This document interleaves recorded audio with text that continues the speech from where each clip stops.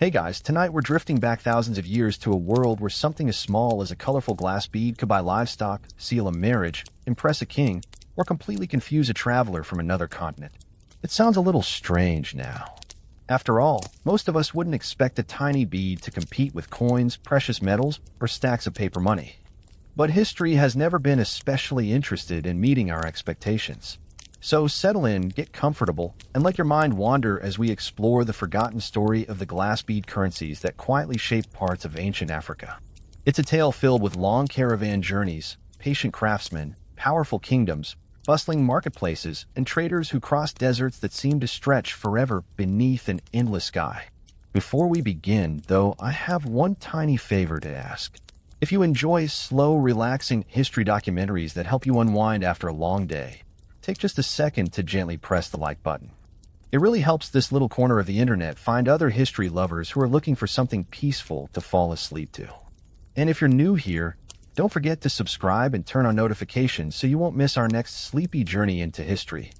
We travel through forgotten civilizations, mysterious empires, strange traditions, and the wonderfully ordinary lives of people who lived centuries, or even thousands of years, before us.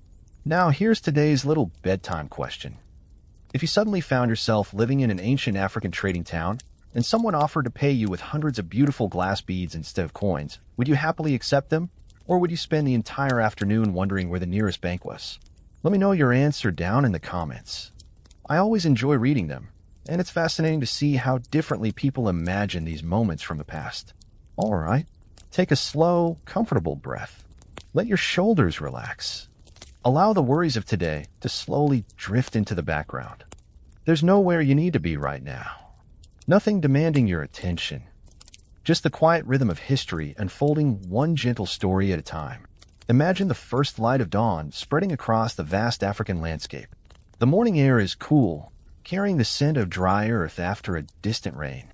Far beyond the horizon, long caravans of camels move steadily across the Sahara, each footstep disappearing almost as soon as it is made. Their loads are precious, not only salt, ivory, cloth, and spices, but also countless tiny glass beads that sparkle whenever the rising sun catches them. At first glance, they seem almost insignificant. Little pieces of colored glass, blue like a clear sky after the rainy season, deep green like river reeds, amber glowing softly like captured sunlight, white as polished shells, red as evening firelight. Hardly the sort of thing you'd expect entire communities to value. Yet appearances have always been one of history's favorite ways of misleading us. Because somewhere beyond those distant dunes, in villages surrounded by forests, along rivers busy with fishermen, and inside thriving kingdoms filled with merchants and artisans, these tiny beads represented wealth, trust, family, status, and opportunity. They could celebrate a birth, honor an ancestor, secure a marriage, reward loyal service, or quietly pass from one generation to the next. Money, it turns out, has worn many different faces throughout history. Sometimes it was gold, sometimes silver, sometimes giant stone, discs too heavy to move, sometimes carefully measured bags of salt, and sometimes it was simply a handful of brilliantly colored glass beads. Of course, if someone walked into your local grocery store today carrying a pouch of blue beads instead of a credit card, the cashier would probably have a few questions. Quite a few, actually. History has a habit of changing the rules when nobody is looking. Tonight, however, we aren't rushing anywhere. There are no battles to race toward. No dramatic cliffhangers every 5 minutes. No heroes charging into impossible situations. Instead, we'll follow the slower paths of merchants, craftsmen, travelers, and ordinary families whose lives were quietly connected by these remarkable little objects. We'll discover where the beads came from, why they became so valuable, how they traveled across deserts and oceans, and what eventually caused their remarkable story to fade into history. So dim the lights if you haven't already. Get as comfortable as you can. Let the sound of this story become part of the quiet around you. And together, we'll begin our peaceful journey into one of history's most overlooked currencies. The forgotten glass bead money of ancient Africa. Chapter 1. What were glass beads before they became money? Now that we're comfortably settled into our journey, let's begin with a question that sounds surprisingly simple. What exactly is a glass bead? It's easy to glance at one today and think of it as little more than a craft supply. You might imagine it sitting in a hobby store, waiting to become part of a bracelet made on a rainy afternoon. It doesn't exactly scream international finance, but history has a wonderful talent for reminding us that value is almost never about the object itself. It's about what people believe that object represents. Long before glass beads became a trusted form of exchange in parts of Africa, they were something altogether different. They were symbols of beauty, craftsmanship, prestige, and mystery. In many places, they were so uncommon that simply owning one was enough to attract curious glances from neighbors. The story begins thousands of years before anyone thought of using these tiny objects as money. Imagine standing beside the eastern Mediterranean around 4,000 years ago. The air smells faintly of salt from the sea, while nearby workshops glow orange in the evening light. Skilled artisans are tending furnaces that burn much hotter than most people of their time could even imagine. Glass, after all, isn't something you simply stumble across in nature. Well, unless lightning decides to strike a sandy beach with remarkable enthusiasm, which admittedly does happen from time to time. Nature occasionally enjoys showing off. Most glass, however, has always required extraordinary human effort. Ancient craftsmen carefully mixed fine sand, rich in silica, with minerals like soda and lime. Then came the difficult part: heat. An incredible amount of heat. The roaring furnaces had to become hot enough to transform ordinary grains of sand into a glowing liquid that looked almost magical. Watching molten glass swirl inside a furnace must have felt like witnessing captured sunlight melting into honey. Of course, nobody at the time was thinking, one day this will become an excellent medium for international trade. They were simply fascinated by the material itself. Unlike clay, wood, or stone, glass behaved in unusual ways. It shimmered. It reflected light. It could be transparent, translucent, or brilliantly colored depending on which minerals were added during production. Copper might create beautiful blues and greens. Iron could produce shades ranging from green to brown. Manganese offered purples. Cobalt produced a rich, deep blue that seemed almost impossibly vivid. To ancient eyes, these colors could appear almost supernatural. Remember, this was a world without electric lights, polished skyscrapers, television screens, or glowing smartphones. Brilliant colors were precious. Anything that sparkled in the sunlight naturally attracted attention. And glass sparkled beautifully. The earliest glass objects weren't beads at all. Many were tiny decorative pieces, small containers for perfumes, ceremonial objects, or luxurious ornaments owned by wealthy families. Producing glass required specialized knowledge, expensive materials, and skilled labor, making every finished object something of a luxury. In other words, glass wasn't ordinary. It was elite. If someone possessed finely crafted glass several thousand years ago, they were probably doing fairly well for themselves. Or they knew someone who was. Or they had inherited it from someone who definitely was. History often works that way. As techniques improved, artisans realized something rather clever. Instead of creating only large vessels, they could shape tiny portions of molten glass into small, colorful spheres, beads. They were easier to produce than elaborate containers, easier to transport, easier to trade, and perhaps most importantly, easier to admire. People strung them together into necklaces, bracelets, belts, clothing decorations, ceremonial garments, and religious ornaments. A single bead might not seem impressive by itself, but hundreds woven together could transform an ordinary garment into something spectacular. Across Egypt, Mesopotamia, the Levant, and later throughout the Mediterranean world, glass beads became highly desirable luxury goods. They traveled farther than many of the people who made them. Merchant ships carried them across calm seas. Camel caravans transported them over scorching deserts. River traders tucked them safely into cargo bound for distant settlements. Each journey added another layer to their story. The farther a bead traveled, the more mysterious its origins often became. Imagine living in a small village where no one had ever seen glass before. One day, a traveler arrives carrying shimmering blue beads unlike anything found locally. Where did they come from? Who made them? How could sand become something so smooth and brilliant? Without modern chemistry, such transformations might easily appear magical. Human beings have always been drawn toward rare and beautiful things. Sometimes we call them art, sometimes jewelry, sometimes treasure. Occasionally, we call them money. But we're getting slightly ahead of ourselves. For centuries, glass beads remained primarily decorative objects. People wore them because they were beautiful. Leaders displayed them because they symbolized prestige. Priests sometimes incorporated them into rituals. Families treasured them as valuable possessions passed between generations. No one was yet handing over a string of beads to purchase a herd of cattle. That chapter would come later. Much later. What's remarkable is that the qualities making glass beads attractive as ornaments would eventually make them suitable for trade. They were durable, portable, recognizable, easy to count, difficult to produce locally in many regions, and attractive enough that people genuinely wanted to own them. Those are surprisingly useful characteristics for something that may eventually function as currency.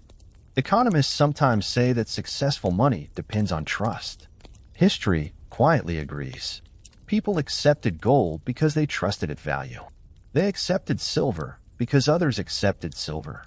They accepted coins because rulers guaranteed them. And eventually, in certain African societies, people accepted carefully crafted glass beads because entire communities agreed they possessed value. It's a reminder that money has never been just about metal or paper. Even today, most of the world's wealth exists as digital numbers quietly resting inside computers. Compared to that, believing in colorful beads isn't actually the strangest financial system humanity has invented. At least beads don't forget your password. As the centuries passed, glassmaking techniques continued to improve across different civilizations. Workshops refined their methods. Colors became more varied. Shapes became more intricate. Production slowly expanded. And without realizing it, these ancient craftsmen were creating objects that would one day travel thousands of miles into the heart of Africa, where they would become woven into economies, traditions, ceremonies, and everyday life in ways their original makers could never have imagined. A tiny piece of colored glass, born from sand and fire, carried across deserts and seas, destined to become far more than simple decoration. It would become trust made visible. And that remarkable journey is only just beginning. Chapter 2: The Ancient Origins of Glassmaking. If history has a favorite trick, it's taking something that feels completely ordinary today and revealing that it was once one of humanity's greatest technological achievements. Glass is one of those things. We drink from it without thinking. We look through it every morning when we check the weather outside. It's in our windows, our phones, our watches, our cars, and even the tiny fibers carrying information across oceans. Glass has become so common that it's almost invisible. But nearly 5,000 years ago, glass was nothing short of astonishing. Imagine walking through an ancient settlement somewhere in Egypt or Mesopotamia around 1500 BCE. The streets are busy with merchants calling out prices, donkeys carrying heavy loads, and craftsmen hammering away in workshops. The smell of fresh bread drifts through the air, mixing with smoke from cooking fires and charcoal furnaces. Most of the objects around you are familiar materials: clay, wood, stone, leather, bronze, perhaps a little gold if you're fortunate enough to pass through the wealthier neighborhoods. Then, inside a workshop tucked behind a narrow street, you notice something entirely different.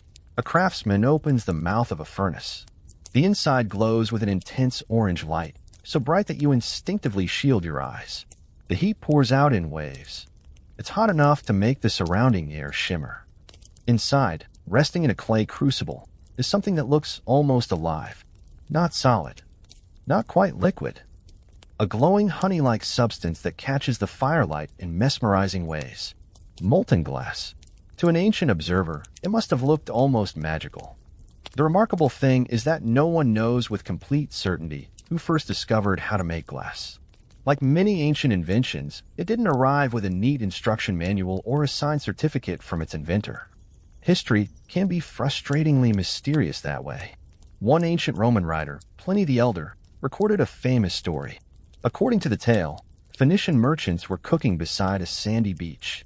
Unable to find suitable stones to support their cooking pots, they supposedly used blocks of natural soda from their cargo. As the fire burned, the intense heat fused the sand and soda together, producing the first glass. It's a wonderful story. It's also almost certainly a legend. Unfortunately, campfires simply don't become hot enough to create quality glass. Ancient storytellers, like modern storytellers, occasionally preferred a memorable tale over a chemistry lesson. The real discovery was probably much slower, much less dramatic, and, in its own quiet way, even more impressive. Early craftsmen likely spent generations experimenting with minerals, heat, and pottery techniques. They already knew how to fire clay into ceramics. They already understood furnaces and high temperatures. Somewhere along the way, someone noticed that certain mixtures of sand and minerals began to melt into something entirely new. Not stone, not metal, something transparent, or perhaps translucent. Something unlike anything nature commonly produced. That single observation may have changed history forever. Creating glass required three essential ingredients. The first was silica, usually obtained from fine sand. The second was a flux, often natural soda or plant ash, which lowered the melting temperature. The third was lime, helping stabilize the finished material. Simple ingredients. Extraordinarily difficult process. Ancient furnaces rarely maintained perfectly consistent temperatures. Fuel had to be gathered in enormous quantities. Workers endured blistering heat for hours at a time. One mistake in the mixture could ruin an entire batch. One crack in the furnace could undo weeks of preparation. Glassmaking demanded remarkable patience. It also demanded knowledge that was carefully guarded. In many civilizations, master craftsmen didn't simply hand their secrets to anyone wandering past the workshop. Knowledge meant status. Knowledge meant employment. Knowledge meant survival. You didn't casually explain your life's work to the competition over lunch. Even today, some businesses protect their manufacturing secrets with extraordinary care. Ancient artisans were no different. As centuries passed, Egyptian craftsmen became particularly famous for their beautiful glasswork. Archaeologists have uncovered delicate vessels, decorative inlays, colorful amulets, and countless beads from royal tombs and temple sites. Some pieces still retain astonishingly vivid colors despite surviving for over 3,000 years. Blue remained especially prized. It reminded people of the life-giving Nile, of clear skies, of divinity, of eternity. Other colors carried their own meanings depending on culture and period. Green suggested fertility and renewal. Red hinted at power, energy, and protection. White symbolized purity. Black could represent strength, mystery, or the fertile soil left behind by seasonal floods. Color wasn't simply decoration. It communicated ideas, sometimes entire belief systems. Imagine an artisan carefully adding tiny amounts of cobalt or copper to molten glass, knowing that the finished bead might eventually become part of a queen's necklace or a sacred offering in a temple. Each movement had to be deliberate. Each decision mattered. There were no reset buttons, no second chances, no helpful online tutorials titled 5 Easy Ways to Fix Your Ancient Furnace. You simply learned through years of experience. Or expensive mistakes. Probably both. Meanwhile, across Mesopotamia, craftsmen were refining their own techniques. Cities such as Babylon became renowned for luxury goods, and glass gradually joined a growing list of prestigious materials exchanged between powerful kingdoms. Diplomatic gifts often included beautifully crafted objects. Kings impressed neighboring rulers not only with armies but with extraordinary craftsmanship. Sometimes a single exquisite object could communicate wealth more effectively than 1,000 speeches. Trade networks expanded steadily. Glass traveled farther. Knowledge spread. Artisans borrowed ideas from one another. Techniques evolved. Then, sometime around the 1st century BCE, another revolutionary breakthrough appeared. Glassblowing, probably developed along the eastern Mediterranean coast. This innovation transformed production forever. Instead of painstakingly shaping every object around a solid core, craftsmen could gather molten glass onto the end of a hollow metal pipe and gently blow air inside. The glowing mass expanded like a shimmering bubble. Slowly, carefully, gracefully. It was faster, more efficient, and remarkably versatile. Although most of the beads that would eventually reach Africa had different manufacturing methods depending on the period and place of origin, improvements like glassblowing helped make glass objects increasingly available across the ancient world. Production increased. Trade increased. Opportunity increased. Still, glass remained valuable. not because it was made of rare ingredients. Sand, after all, was hardly difficult to find. Its value came from skill, from labor, from knowledge, from time. In many ways, ancient glass resembled fine mechanical watches today.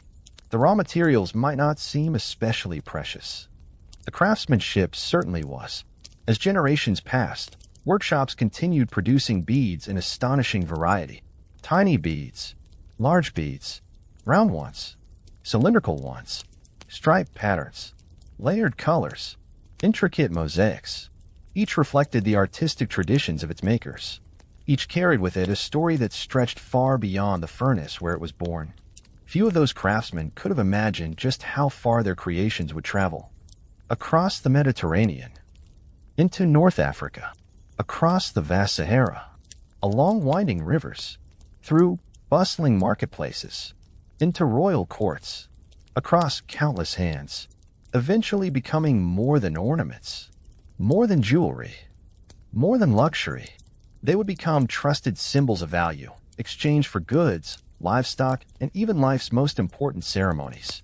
The journey from molten sand to money was still unfolding, and the next chapter would carry these remarkable beads far beyond the workshops that first brought them to life. Chapter 3: How Glass Beads Reached Africa.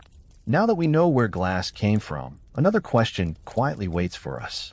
How did these tiny, glittering objects travel from the furnaces of the ancient world to villages, kingdoms, and marketplaces scattered across the vast African continent? After all, nobody was placing online orders. There were no cargo planes crossing the Sahara, no shipping containers stacked neatly on giant vessels, no tracking numbers politely informing merchants that their package was out for delivery. If a shipment disappeared somewhere in the desert, there was no customer service representative to call. History could be somewhat less accommodating. The answer lies in one of humanity's oldest habits. People have always traded. Long before written history filled libraries, people were exchanging things they had for things they wanted. A hunter traded animal hides. A farmer traded grain. A fisherman traded dried fish. A potter traded clay vessels. Trade wasn't simply about making money. It was about survival. No community possessed everything it needed. Someone always had something another person lacked. Over thousands of years, these simple exchanges slowly connected entire continents. Imagine looking down from high above the ancient world. Instead of political borders, you'd see an enormous web of winding routes stretching across deserts, rivers, mountains, and coastlines. Some were little more than narrow footpaths. Others became famous caravan roads traveled by thousands of merchants every year. Together, they formed the ancient world highways. One of the most important was the Nile River, flowing north through northeastern Africa for more than 4,000 miles. It connected communities that otherwise might never have met. Boats carried grain, papyrus, stone, gold, ivory, and occasionally glass objects between cities large and small. For ancient Egypt, the Nile wasn't just a river. It was a moving marketplace. Every current carried opportunity. Every harbor welcomed new ideas. Glass beads produced in Egyptian workshops often began their journeys here, moving gradually through local trade before reaching neighboring regions. Some traveled only a few dozen miles. Others would eventually travel thousands. Meanwhile, across the Mediterranean Sea, merchant ships sailed between ports almost constantly during favorable seasons. Phoenician sailors became legendary traders. Greek merchants established colonies. Later, Roman vessels crossed familiar waters with astonishing regularity. Their cargoes included olive oil, wine, ceramics, metal tools, textiles, perfumes, jewelry, and yes, glass beads, tiny enough to transport by the thousands, beautiful enough to attract buyers almost everywhere. Imagine opening a small wooden chest aboard one of these ships. Inside are hundreds upon hundreds of carefully sorted beads. Deep cobalt blue, brilliant emerald green, golden amber, opaque white, jet black. Some are perfectly round. Others are long and tubular. Some are decorated with delicate stripes or tiny eyes believed to offer protection against misfortune. They barely weigh anything. Yet together, they represent weeks of skilled labor. The merchant knows they will fetch excellent prices in distant markets. The farther they travel, the more valuable they often become. Distance itself creates rarity, and rarity has always enjoyed increasing prices. Not much has changed there. Of course, reaching Africa wasn't simply a matter of crossing the Mediterranean. North Africa possessed thriving cities connected to wider trade networks, but much of the continent stretched far beyond those coastal settlements. Between the Mediterranean world and many of the great kingdoms farther south lay an obstacle both magnificent and terrifying: the Sahara Desert. Today we think of the Sahara as a place of endless sand dunes. In reality, it is far more varied. Rocky plateaus, gravel plains, dry valleys, towering dunes, blistering daytime heat, bitterly cold nights. A landscape beautiful enough to inspire awe, dangerous enough to demand respect. Crossing it required extraordinary preparation. Early travelers followed ancient pathways marked by precious oases. These scattered watering places became lifelines. Miss one, and the consequences could be fatal. Camel caravans eventually transformed Saharan trade. Camels, often called the ships of the desert, were astonishingly well suited for these journeys. They could carry heavy loads, travel for days between reliable water sources, endure temperatures that would quickly exhaust many other animals. Admittedly, they could also develop opinions about cooperation. Strong opinions. Anyone who has ever met a camel knows they occasionally behave as though patience is a personal insult. Fortunately for ancient merchants, they remained unmatched for desert travel. Long caravans sometimes stretched for hundreds of animals. Imagine standing atop a rocky ridge as dawn breaks. Far below, a caravan slowly winds across the landscape. Hundreds of camels, dozens of merchants, guides who know every well and every star, guards watching constantly for raiders. Each step raises tiny clouds of dust. The journey may last weeks, sometimes months. Every sack carried matters. Salt from northern mines, fine textiles, copper, dates, perfumes, glass beads packed carefully into cloth bundles to protect them from damage. Unlike large glass vessels, beads traveled remarkably well. If one broke, dozens remained intact. Small, portable, durable. Those qualities made them excellent trade goods. At each oasis, news spread almost as quickly as merchandise. Merchants exchanged stories, weather reports, political rumors, information about dangerous routes, prices in distant markets. History's version of checking today's headlines, only with considerably more sand involved. As caravans reached the southern edges of the Sahara, entirely new worlds opened before them. The Sahel stretched across Africa like a broad green belt separating desert from savanna. Here, prosperous communities cultivated crops, raised livestock, and developed sophisticated trading centers. Local merchants eagerly exchanged regional products for imported luxuries. Glass beads quickly found interested buyers. Not because local people lacked artistic traditions. Far from it. African societies had long created stunning ornaments from shells, stone, bone, ivory, seeds, copper, gold, and countless other materials. Glass simply introduced something new. Something exotic. Something that reflected sunlight in ways many local materials could not. Imported beads became symbols of distant connections. Owning them suggested access to powerful trade networks stretching across continents. Sometimes prestige matters almost as much as practicality. Perhaps you've noticed that humans haven't entirely abandoned that habit. As trade expanded, beads traveled farther inland through African merchant networks. This point deserves special attention. European explorers often received disproportionate attention in older history books, giving the impression that goods moved only because outsiders carried them. The reality was very different. African traders built extensive commercial networks long before many Europeans arrived in the interior. Local merchants understood the rivers, the seasonal roads, the regional languages, the customs, the political alliances. Without their expertise, imported goods, including glass beads, would never have spread so widely. Village by village, market by market, generation after generation. The beads changed hands countless times.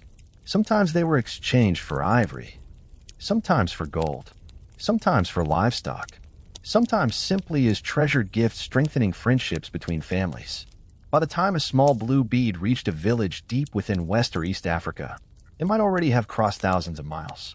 It had survived rough seas, blistering deserts, busy marketplaces, dust storms, political upheavals, generations of merchants. Quite an impressive journey for something small enough to fit on the tip of your finger. And yet, its greatest adventure was still ahead.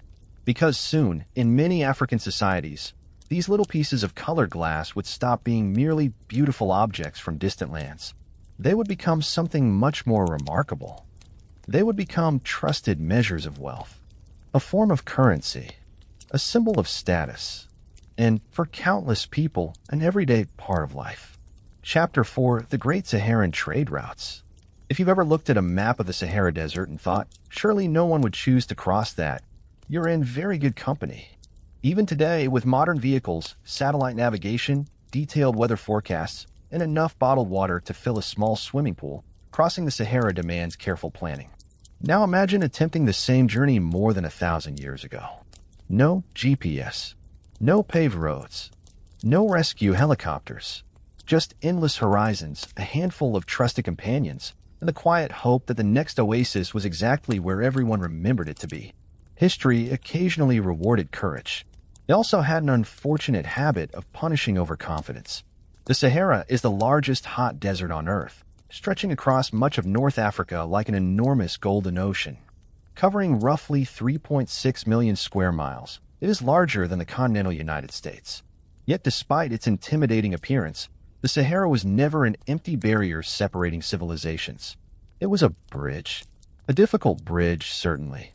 A bridge that demanded patience, preparation, and extraordinary endurance. But a bridge nonetheless.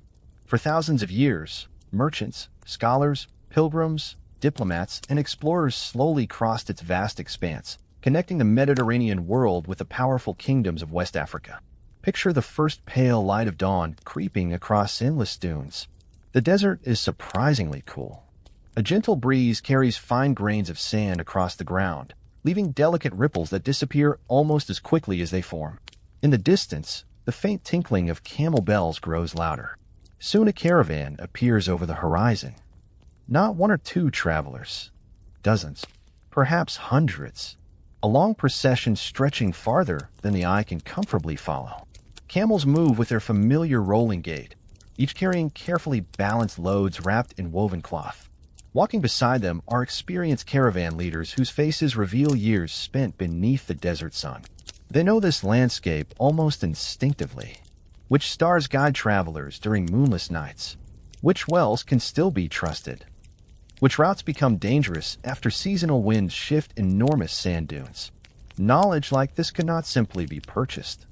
It was earned, one journey at a time. Long before the famous medieval empires of Mali and Songhai rose to prominence, trade routes already connected North Africa with communities farther south. Some paths followed ancient patterns established centuries earlier. Others shifted as climates changed, kingdoms rose and fell, or new markets emerged. Unlike modern highways, desert roads were never fixed. The Sahara had a habit of rearranging the landscape whenever it pleased. Merchants adapted accordingly. The true revolution came with the widespread use of camels, beginning around the first millennium CE. Earlier traders had relied on horses, oxen, or donkeys, but these animals struggled in the harsh desert environment. Camels changed everything. Their broad feet helped them walk across soft sand without sinking deeply. Their thick eyelashes and closable nostrils offered protection against blowing sand. Most famously, they could travel remarkable distances between reliable water sources, making long desert crossings far more practical than they had once been. It's difficult to overstate just how transformative this was. Imagine trying to build an international shipping company using bicycles. Then someone invents trucks. That's roughly the scale of improvement camels brought to Saharan commerce. They didn't make the desert easy. They made it possible.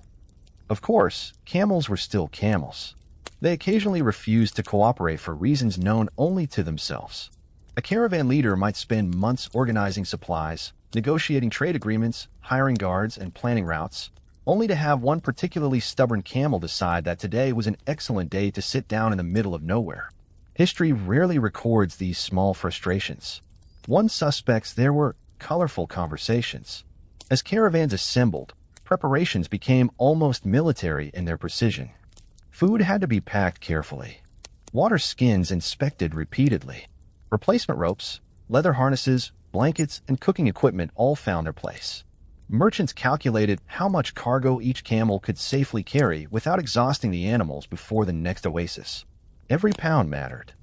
Among the cargo were blocks of salt cut from northern mines. Salt may seem ordinary to us now, sitting quietly beside the pepper on the dinner table.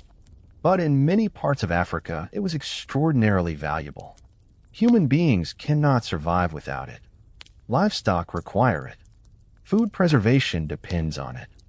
Some blocks of desert salt became so precious that they were exchanged almost like currency themselves. Alongside salt traveled copper, textiles, perfumes, books, ceramics, fine metalwork, and increasingly, colorful glass beads. Unlike fragile glass bowls or delicate bottles, beads were wonderfully practical. Thousands could fit inside a single cloth bag. If a few cracked during the journey, the loss remained relatively small. Merchants appreciated anything that survived several months of bouncing gently on the back of a camel. Not every traveler joined these caravans to make a fortune. Some were scholars seeking knowledge. Others were pilgrims traveling towards sacred destinations. Messengers carried diplomatic letters between rulers. Craftsmen searched for new markets. A few simply chased opportunity wherever the next horizon seemed to promise it. Each journey carried stories alongside merchandise. At every oasis, travelers exchanged news before exchanging goods. Which kingdom is peaceful this season? Has the river flooded? Are prices rising in Gao? Did bandits attack the western route? Is there enough water at the next well? Information could be as valuable as gold, sometimes more valuable. Knowing which road to avoid might save an entire caravan. Life inside a caravan followed a steady rhythm. Travel began before sunrise while temperatures remained pleasant. As the midday heat intensified, many groups rested beneath whatever shade they could improvise. By late afternoon, they resumed walking until evening. After sunset, campfires flickered beneath astonishingly clear skies. The Sahara possesses some of the darkest night skies on Earth. Without city lights, the stars appear almost overwhelming. Ancient travelers navigated using familiar constellations passed down through generations. The heavens became both map and companion. One can almost imagine a young apprentice merchant lying beside the fire after a long day's march, staring upward while an older caravan guide quietly points toward the stars. That one leads north. That cluster appears before dawn. Never lose sight of those. Practical astronomy. Learn not in classrooms, but beneath the open sky. The dangers remained constant. Sandstorms could erase tracks within minutes. Water supplies occasionally failed. Animals became ill. Political conflicts sometimes closed established routes. Bandits watched vulnerable stretches of desert, hoping to surprise heavily laden caravans. For this reason, merchants often traveled together. There is comfort in numbers. There is also considerably better protection.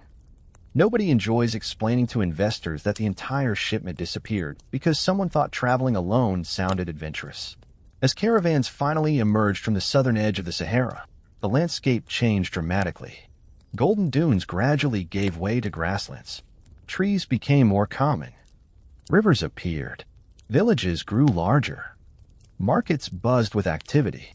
Here in thriving commercial centers such as ancient Ghana, later Mali, and other regional kingdoms, northern goods entered sophisticated African trading systems managed by local merchants who understood the customs, languages, and political relationships of their own regions. Glass beads found eager buyers, not because they replaced African craftsmanship. African artisans already created magnificent jewelry from gold, ivory, shells, copper, carnelian, quartz, and countless local materials.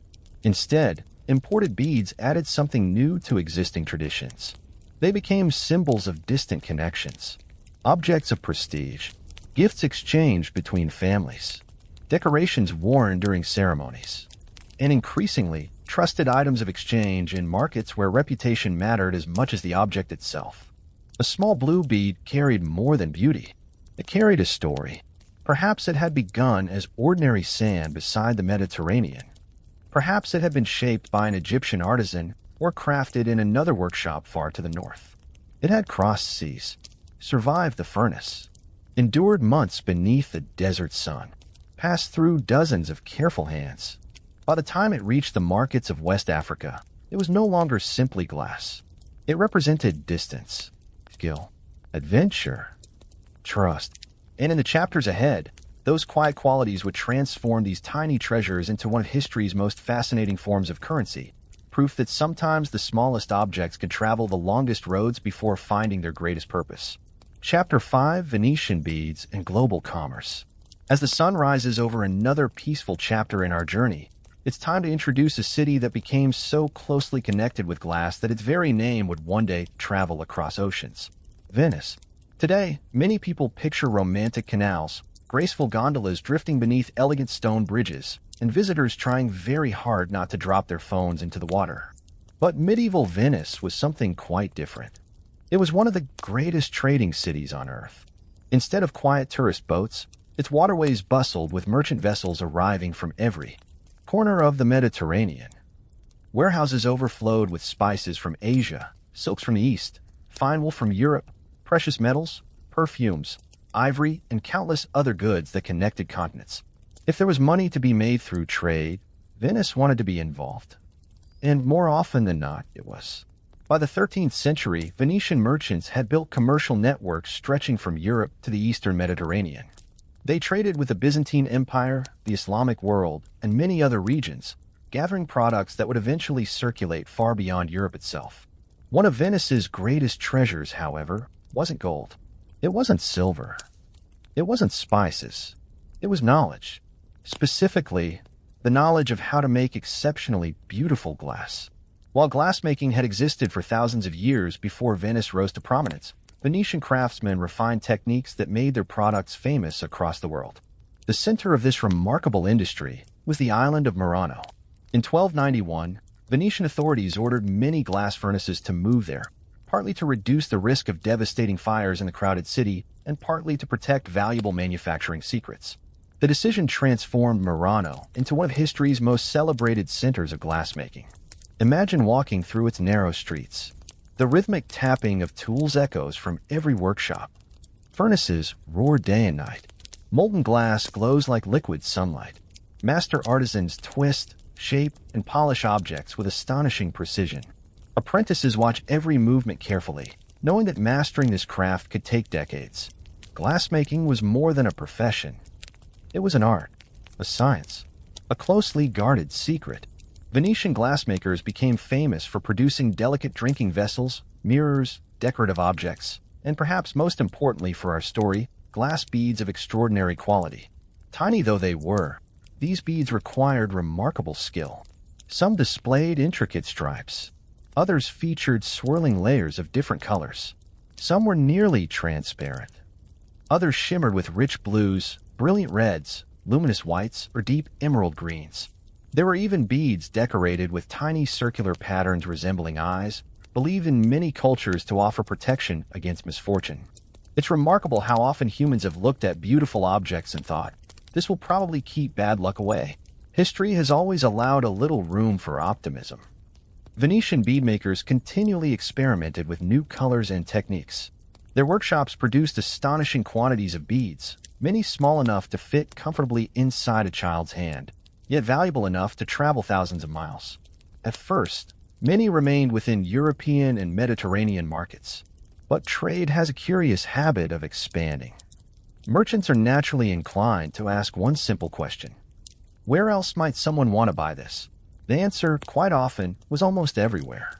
By the late medieval period, and especially during the 15th and 16th centuries, European maritime exploration dramatically expanded global trade networks.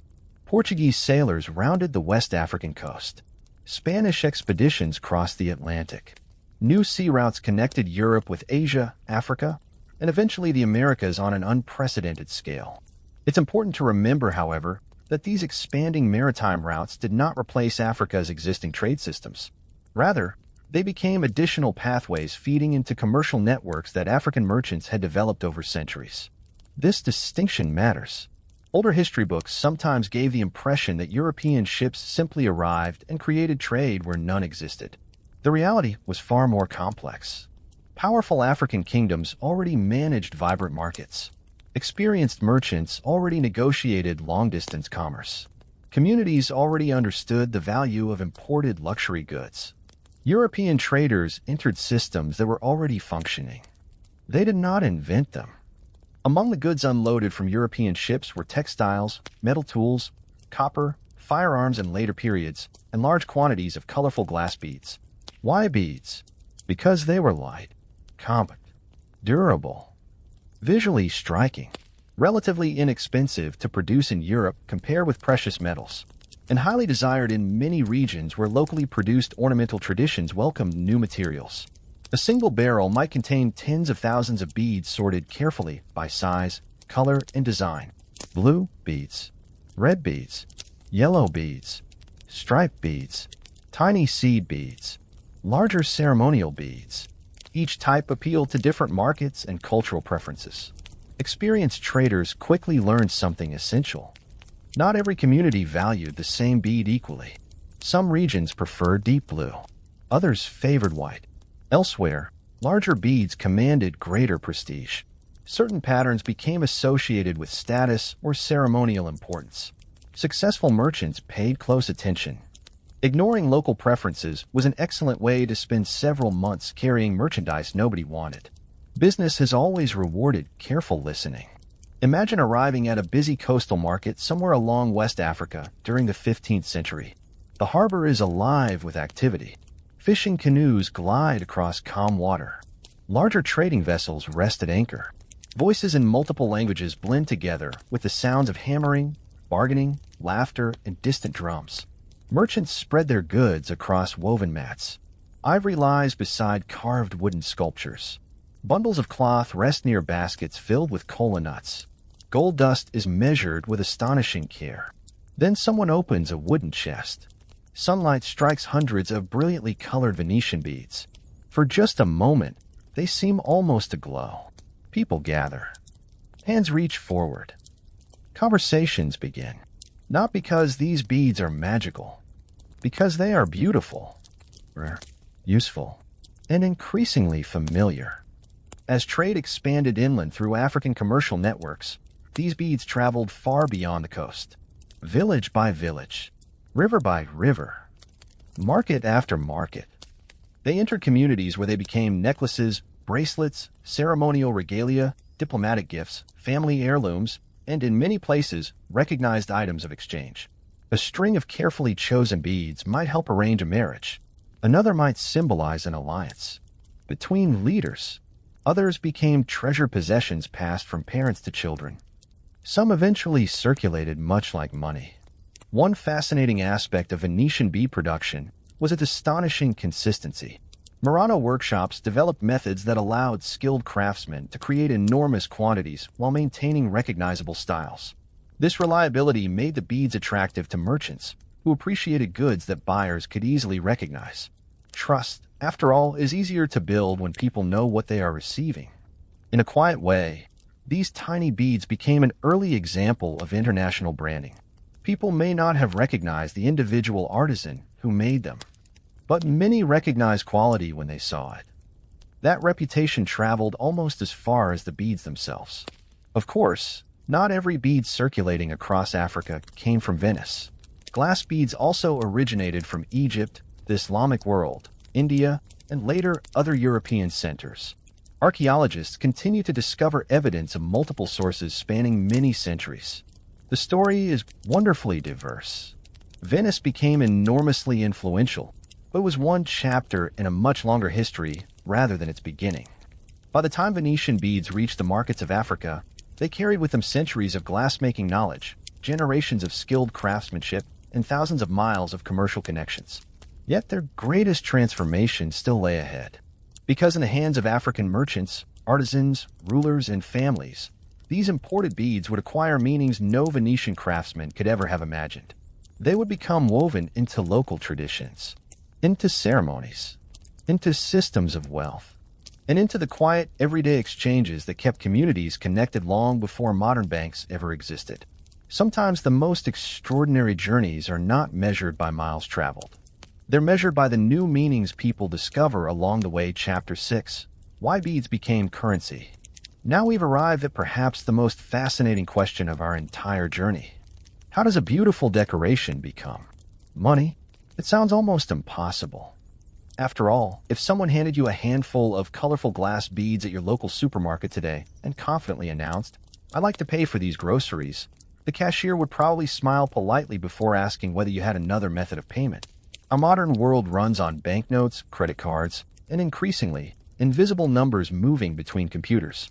Glass beads seem hopelessly outdated. Yet history gently reminds us that money has never been about the material itself. It has always been about trust. Think about the paper money in your wallet. The paper itself isn't especially valuable. You couldn't build a house with it. You couldn't eat it. It doesn't produce crops or forge iron. Its value exists because millions of people agree that it has value. Money, in many ways, is a shared story. And for centuries, in parts of Africa, glass beads became part of that story. To understand why, we need to forget, just for a moment, everything we know about modern banking. Imagine living in a prosperous trading community 1,000 years ago. There are no banks, no coins minted by a national government, no paper currency, no mobile payment apps, no helpful message announcing that your transaction has been approved. Instead, every exchange depends upon objects that people recognize, trust, and desire. If everyone agrees an item has value, then, for all practical purposes, it becomes money. Glass beads possess several remarkable qualities that made them perfect candidates. First, they were beautiful. That might sound surprisingly unimportant. It wasn't. Human beings have always appreciated beautiful objects. People wanted glass beads not because someone forced them to, but because they genuinely admired them. A merchant never had to convince buyers that bright blue or deep red beads looked attractive. The beads managed that quite well on their own. Beauty created demand. Demand encouraged trade. Trade created value. Second, glass beads were durable. Unlike food, they didn't spoil. Unlike cloth, they didn't easily rot. Unlike livestock, they didn't wander away because someone forgot to close the gate. One imagines that a goat deciding to become financially independent would have created considerable problems for ancient accounts. Glass beads simply remained where you placed them. Year after year, generation after generation. Many archaeologists still recover beads today that were buried hundreds or even thousands of years ago. Their colors often remain astonishingly vivid. Time has treated them remarkably well. Third, they were portable. This mattered enormously. Imagine trying to purchase a basket of grain using a giant carved stone weighing several hundred pounds. Technically possible. Perhaps. Convenient? Not especially. Glass beads could be carried in small leather pouches, woven bags, or strings around a neck. A merchant traveling for weeks could transport thousands of beads without requiring an enormous caravan devoted solely to carrying money. Efficiency has always been attractive, even before spreadsheets existed. Fourth, they were divisible. One large gold ornament might represent tremendous wealth, but it wasn't especially practical for buying everyday necessities. Glass beads solve this problem beautifully. Need something inexpensive? Exchange a few beads. Need something more valuable? Offer several strings. Their flexibility made daily commerce much easier. Fifth, many imported glass beads remained relatively scarce in the regions where they circulated. Scarcity has an interesting effect on human behavior. People tend to value things that are difficult to obtain.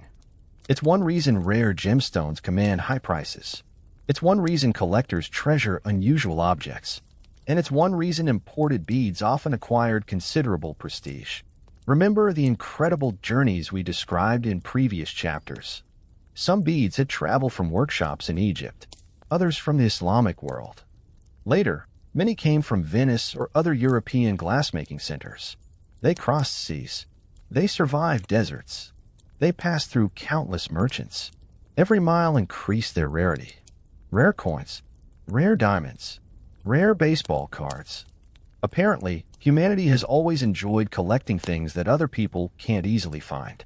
Of course, rarity alone wasn't enough. Recognition mattered just as much. People had to know what they were looking at. Imagine a merchant arriving in a busy market carrying unfamiliar beads never before seen in the region. They're beautiful, perhaps extraordinarily beautiful, but nobody recognizes them. No one knows where they came from. No one understands whether they are common elsewhere. Naturally, buyers become cautious. Trust develops slowly. Experienced merchants quickly learned that familiar beads often traded more easily than mysterious ones. Reputation mattered, just as it still does today. In many marketplaces, beads were counted carefully rather than weighed. A trader might exchange a specific number of recognized beads for a basket of grain, a larger string for livestock, several carefully selected strands for imported cloth or finely crafted metal tools. Counting required patience. Fortunately, patience was one thing experienced merchants possessed in abundance.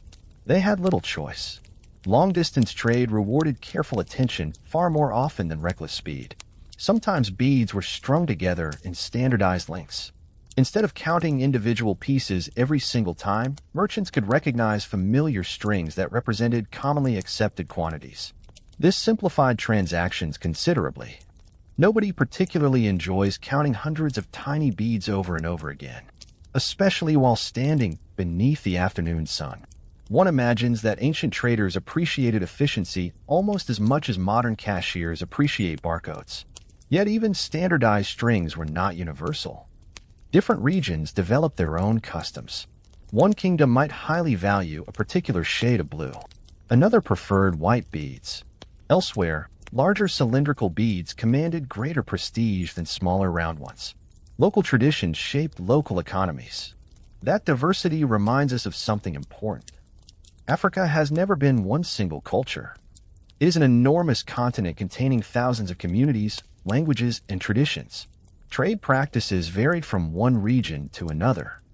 There was no continent-wide rulebook declaring that every bead everywhere possessed identical value. History is rarely that tidy. Markets themselves played an enormous role in determining prices. Imagine arriving at a thriving trading town during harvest season. Grain is plentiful. Food is abundant. Prices may fall because supply is high. Months later, after poor harvests or difficult weather, grain becomes scarcer. Its value rises. The beads themselves haven't changed. The marketplace has. Supply and demand quietly influence every economy, whether people discuss economics or not. Ancient merchants understood this instinctively. They may never have written university textbooks explaining market forces. They lived them every day. Negotiation remained one of the most important skills any successful trader could possess. Picture two experienced merchants sitting beneath the shade of a broad tree. Between them lies an assortment of goods: ivory, fine cloth, iron spearheads, bundles of salt, and several strings of magnificent glass beads. The conversation begins politely. Compliments are exchanged. Families are mentioned. Travel stories are shared. Only then do serious discussions begin. What do you think these beads are worth? A little more than that. Surely not. Look at the craftsmanship. They're beautiful, yes, but the journey was difficult this season. Perhaps an agreement is finally reached. Both leave satisfied, or at least satisfied enough. Good negotiations often end that way. Another fascinating aspect of bead value involved social meaning. Certain beads became associated with leadership, others with marriage, others with spiritual ceremonies. A bead that held enormous ceremonial importance might never be traded casually in an ordinary market. Its value extended beyond economics. It represented identity, honor, tradition. You cannot always measure those things by simple arithmetic. Modern societies still understand this. A family wedding ring may contain relatively little gold, yet no amount of money could persuade its owner to sell it. Sentimental value often exceeds financial value. The same was true centuries ago. Archaeologists occasionally uncover bead collections buried alongside respected individuals. These discoveries suggest that some beads remain treasured possessions throughout a person's lifetime. Not merely currency, personal wealth, family, history, objects worthy of accompanying someone into the next world. That's a remarkable level of trust for something created from melted sand. Occasionally, disputes arose. Naturally, human beings have been disagreeing about prices for approximately as long as prices have existed. One merchant insisted certain beads were exceptionally rare. Another remained unconvinced. Perhaps a respected elder settled the disagreement. Perhaps everyone simply bargained until reaching common ground. Markets have always involved conversation as much as calculation. What made the system function wasn't perfection. It was familiarity. People knew which beads carried prestige. They knew which strings represented fair payment. They understood local customs. That shared knowledge allowed trade to continue day after day without requiring written contracts for every exchange. It's tempting to imagine ancient markets as chaotic places where everyone guessed prices at random. The evidence suggests otherwise. Experienced traders operated within established traditions that generations had refined. They recognized quality. They remembered previous transactions. They adjusted to changing conditions. In many ways, they behaved much like skilled merchants today, only with fewer calculators and considerably more camels. As evenings settled over these busy marketplaces, the day's transactions quietly came to an end. Pouches containing carefully counted beads rested safely beside baskets of grain, folded textiles, or newly purchased livestock. Families returned home. Travelers prepared for tomorrow's journey. The market grew quiet, but the beads remained, ready to measure value again with the next sunrise. Tiny pieces of glass, yet powerful enough to support an entire system of exchange built not on printed numbers, but on reputation, experience, and trust. And soon, these remarkable beads would become woven even more deeply into the fabric of daily life, shaping the fortunes of kingdoms, merchants, and families across generations. Chapter 8. The Kingdoms That Relied on Bead Money. By now, we've followed tiny glass beads from blazing furnaces in the ancient Mediterranean, across the vast Sahara, and into the bustling markets of Africa. But the beads did not simply arrive, sparkle for a while, and disappear into history. They became part of something much larger. They became woven into the lives of kingdoms, and not small, isolated villages hidden away from the rest of the world, as older stereotypes sometimes suggested. Many African kingdoms were wealthy, politically sophisticated, and deeply connected to international trade. Their rulers governed large territories, merchants traveled remarkable distances, and cities buzzed with commercial activity that impressed visitors from faraway lands.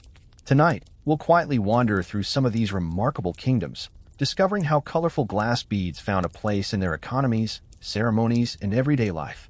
As always, it's worth remembering one important detail.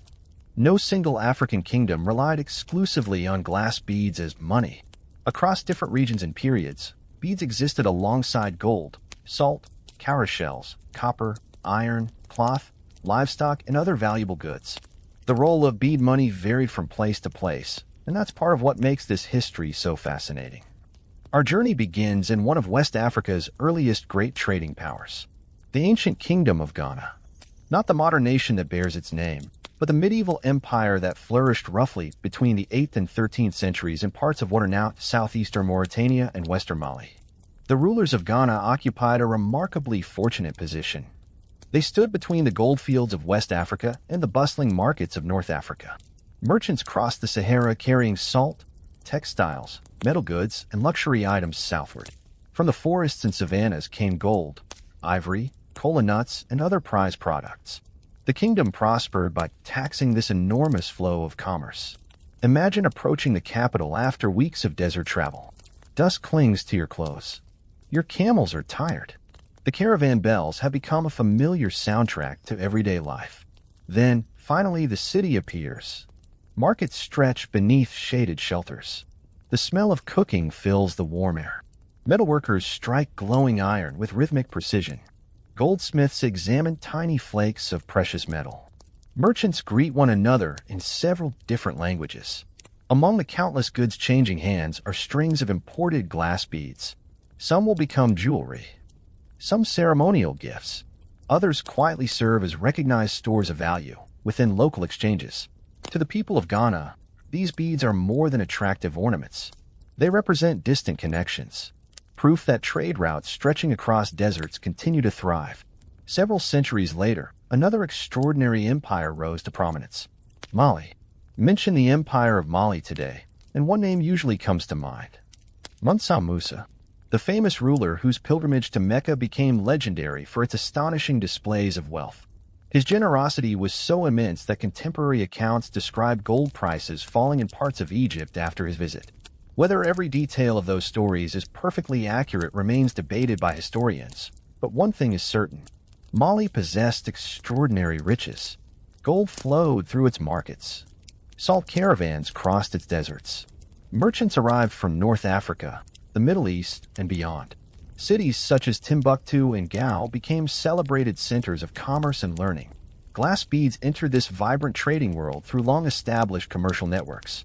They were exchanged alongside textiles, copper, books, spices, horses, and countless other goods. Within local communities, certain beads acquired social and economic importance that extended well beyond simple decoration. Imagine walking through Timbuktu during its height. Scholars debate theology beneath shaded courtyards. Scribes carefully copy manuscripts onto fine paper. Camel caravans unload goods from distant lands. Nearby, traders display bowls filled with brilliantly colored beads that shimmer in the afternoon light. It's a scene reminding us that knowledge and commerce often flourish together. Farther east, another remarkable civilization quietly developed around the great waterways of Central and Southern Africa. The Kingdom of Congo. Beginning in the late 14th century, Congo grew into a powerful state with a sophisticated political system and extensive regional trade. Although locally produced shell beads and raffia cloth often played especially important economic roles, imported glass beads gradually became highly valued through contact with Portuguese traders and existing African exchange networks. Royal courts appreciated fine imported goods. Nobles incorporated beads into ceremonial clothing. Families treasured them during important social occasions.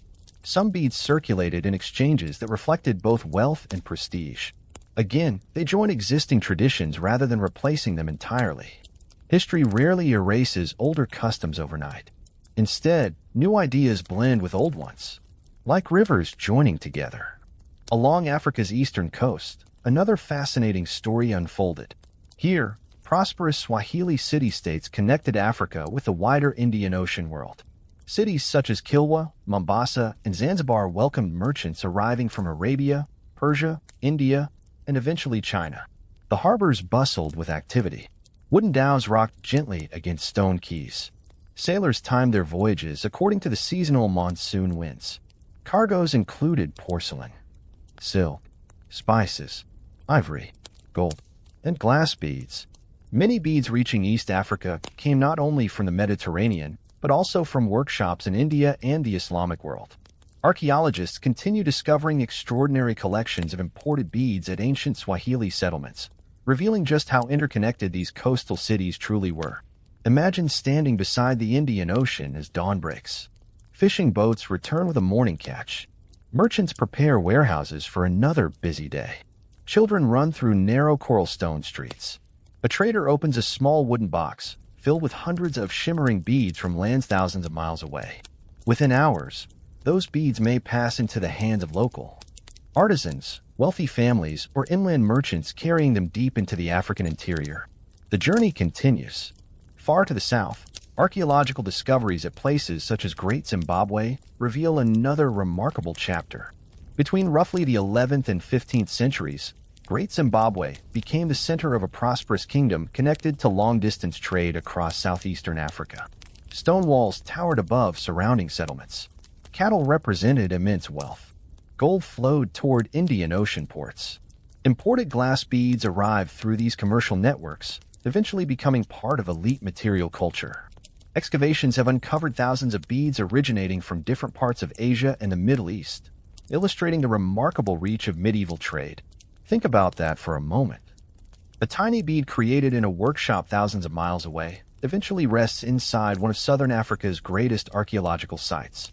History sometimes feels astonishingly connected. Of course, ordinary people experience these trade networks differently than kings and merchants. A village craftswoman might save beads over many years before creating a treasured necklace. Parents might present bead ornaments during marriage ceremonies.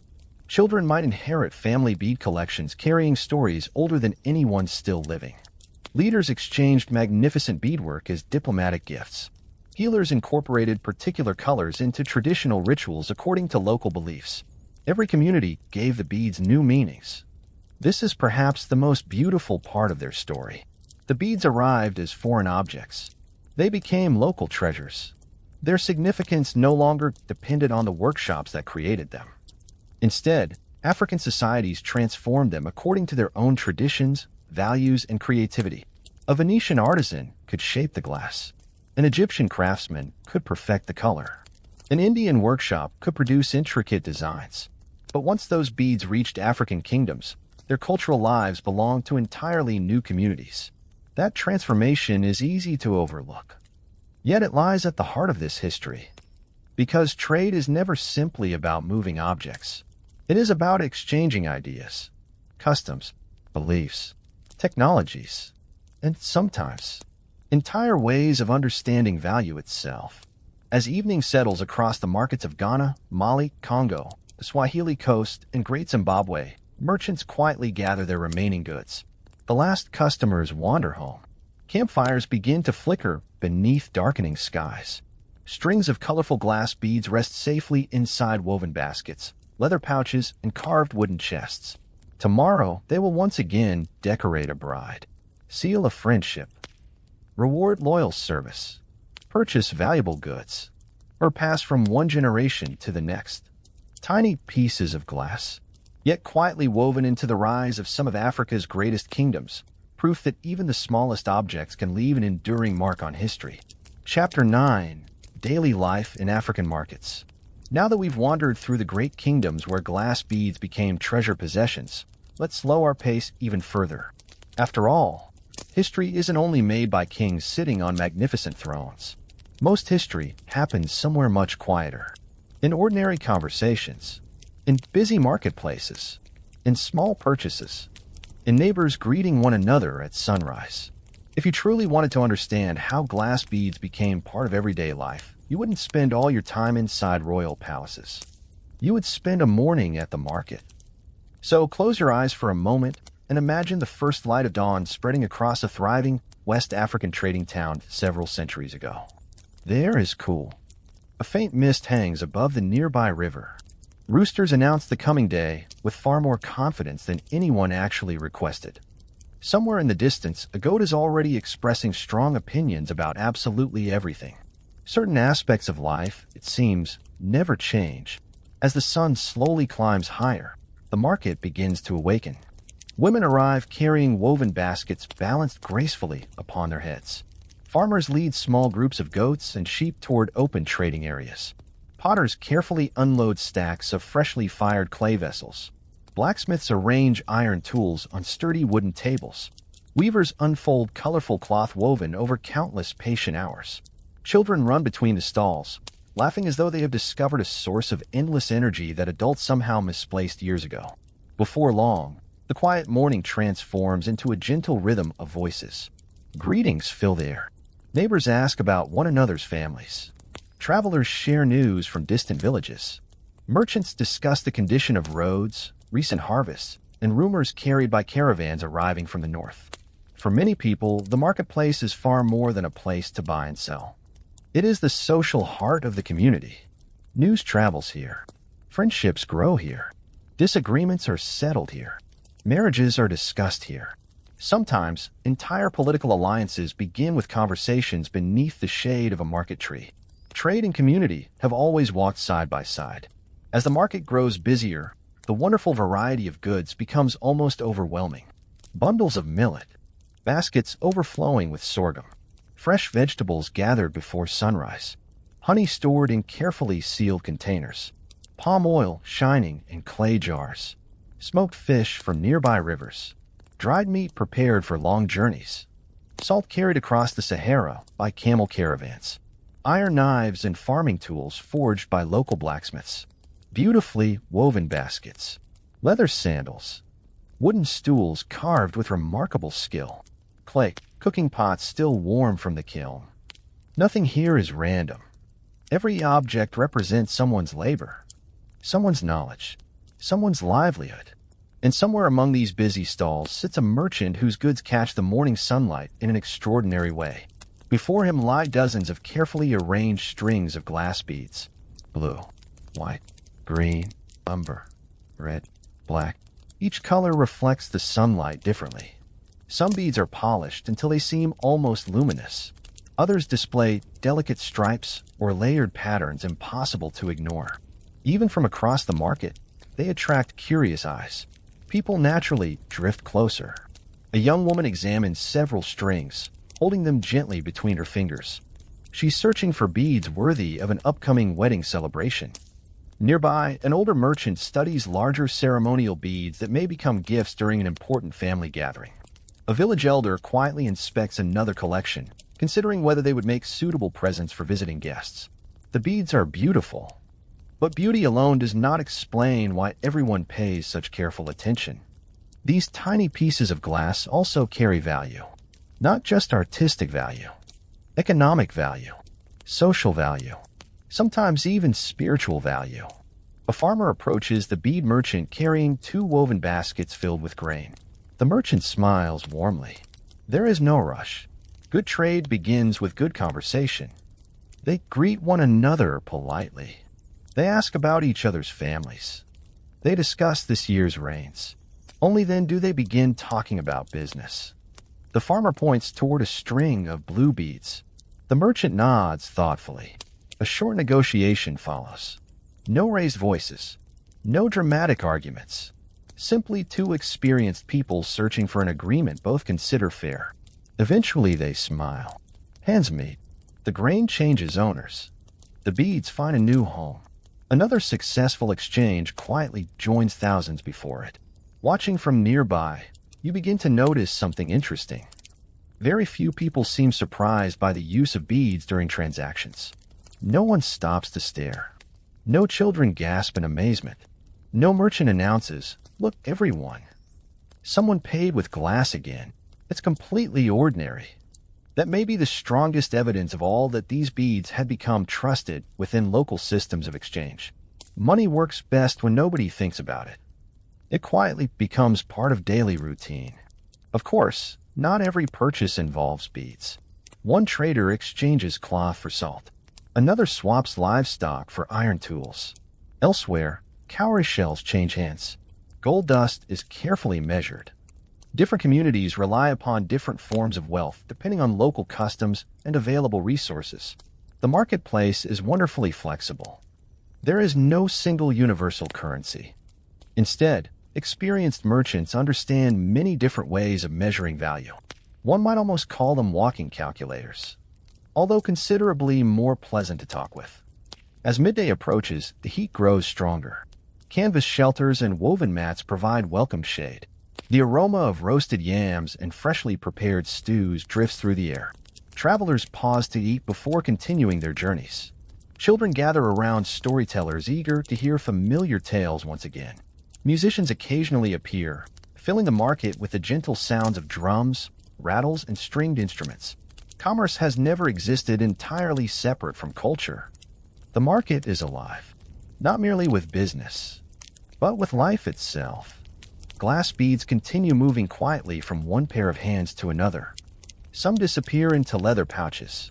Others become part of elaborate necklaces. Several are carefully wrapped inside cloth, destined to become gifts for relatives living in distant villages.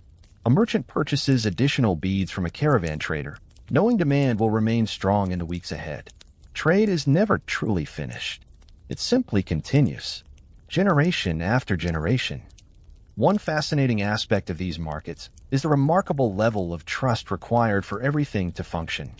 Many merchants know one another personally. Reputations matter enormously. A trader known for honesty attracts loyal customers. Someone who repeatedly offers poor quality goods quickly earns an unwelcome reputation. News spreads surprisingly fast. Long before newspapers, long before radios, long before social media. Communities possess their own highly efficient communication networks, usually involving conversations, and occasionally involving neighbors who remembered absolutely everything. Human memory can be astonishingly reliable when attached to local gossip. As afternoon slowly turns toward evening, shadows lengthen across the marketplace. Business becomes quieter. Farmers begin loading unsold produce. Potters carefully stack remaining vessels. Blacksmiths extinguish glowing fires. Merchants count their earnings. Among them are carefully sorted strings of glass beads collected throughout the day. To modern eyes, they appear almost like jewelry. To the people placing them inside wooden chests or woven bags, they represent something much greater. Today's successful harvest. Tomorrow's opportunity. A daughter's wedding. A son's inheritance. A family's security. The market gradually empties. Dust settles. Birdsong replaces the lively chorus of bargaining voices. The last rays of sunlight dance across a forgotten blue bead lying near the edge of a trading mat. Its owner quickly notices, smiles, and carefully picks it up. After all, even the smallest bead still carries value. Not simply because it is made of glass, but because an entire community has agreed that it matters. And perhaps that is the quiet lesson hidden within these ancient marketplaces. Economies are not built only by kings issuing commands or merchants traveling great distances. They are built each morning when ordinary people gather together. They talk, they laugh, they negotiate, they trust one another. And through those countless ordinary moments, history quietly moves forward. One conversation, one exchange, and sometimes one tiny glass bead at a time. Chapter 10: Spiritual Meanings of Colored Beads. As the evening breeze gently carries us away from the lively markets, our journey takes a quieter turn. Until now, we've looked at glass beads as merchants might have seen them. Objects of trade, measures of value, small treasures that passed from one careful pair of hands to another. But for many African communities across different regions and time periods, beads meant something far deeper. They carried stories. They carried memories. Sometimes, they carried prayers. This is an important moment to slow down because Africa is not one single culture.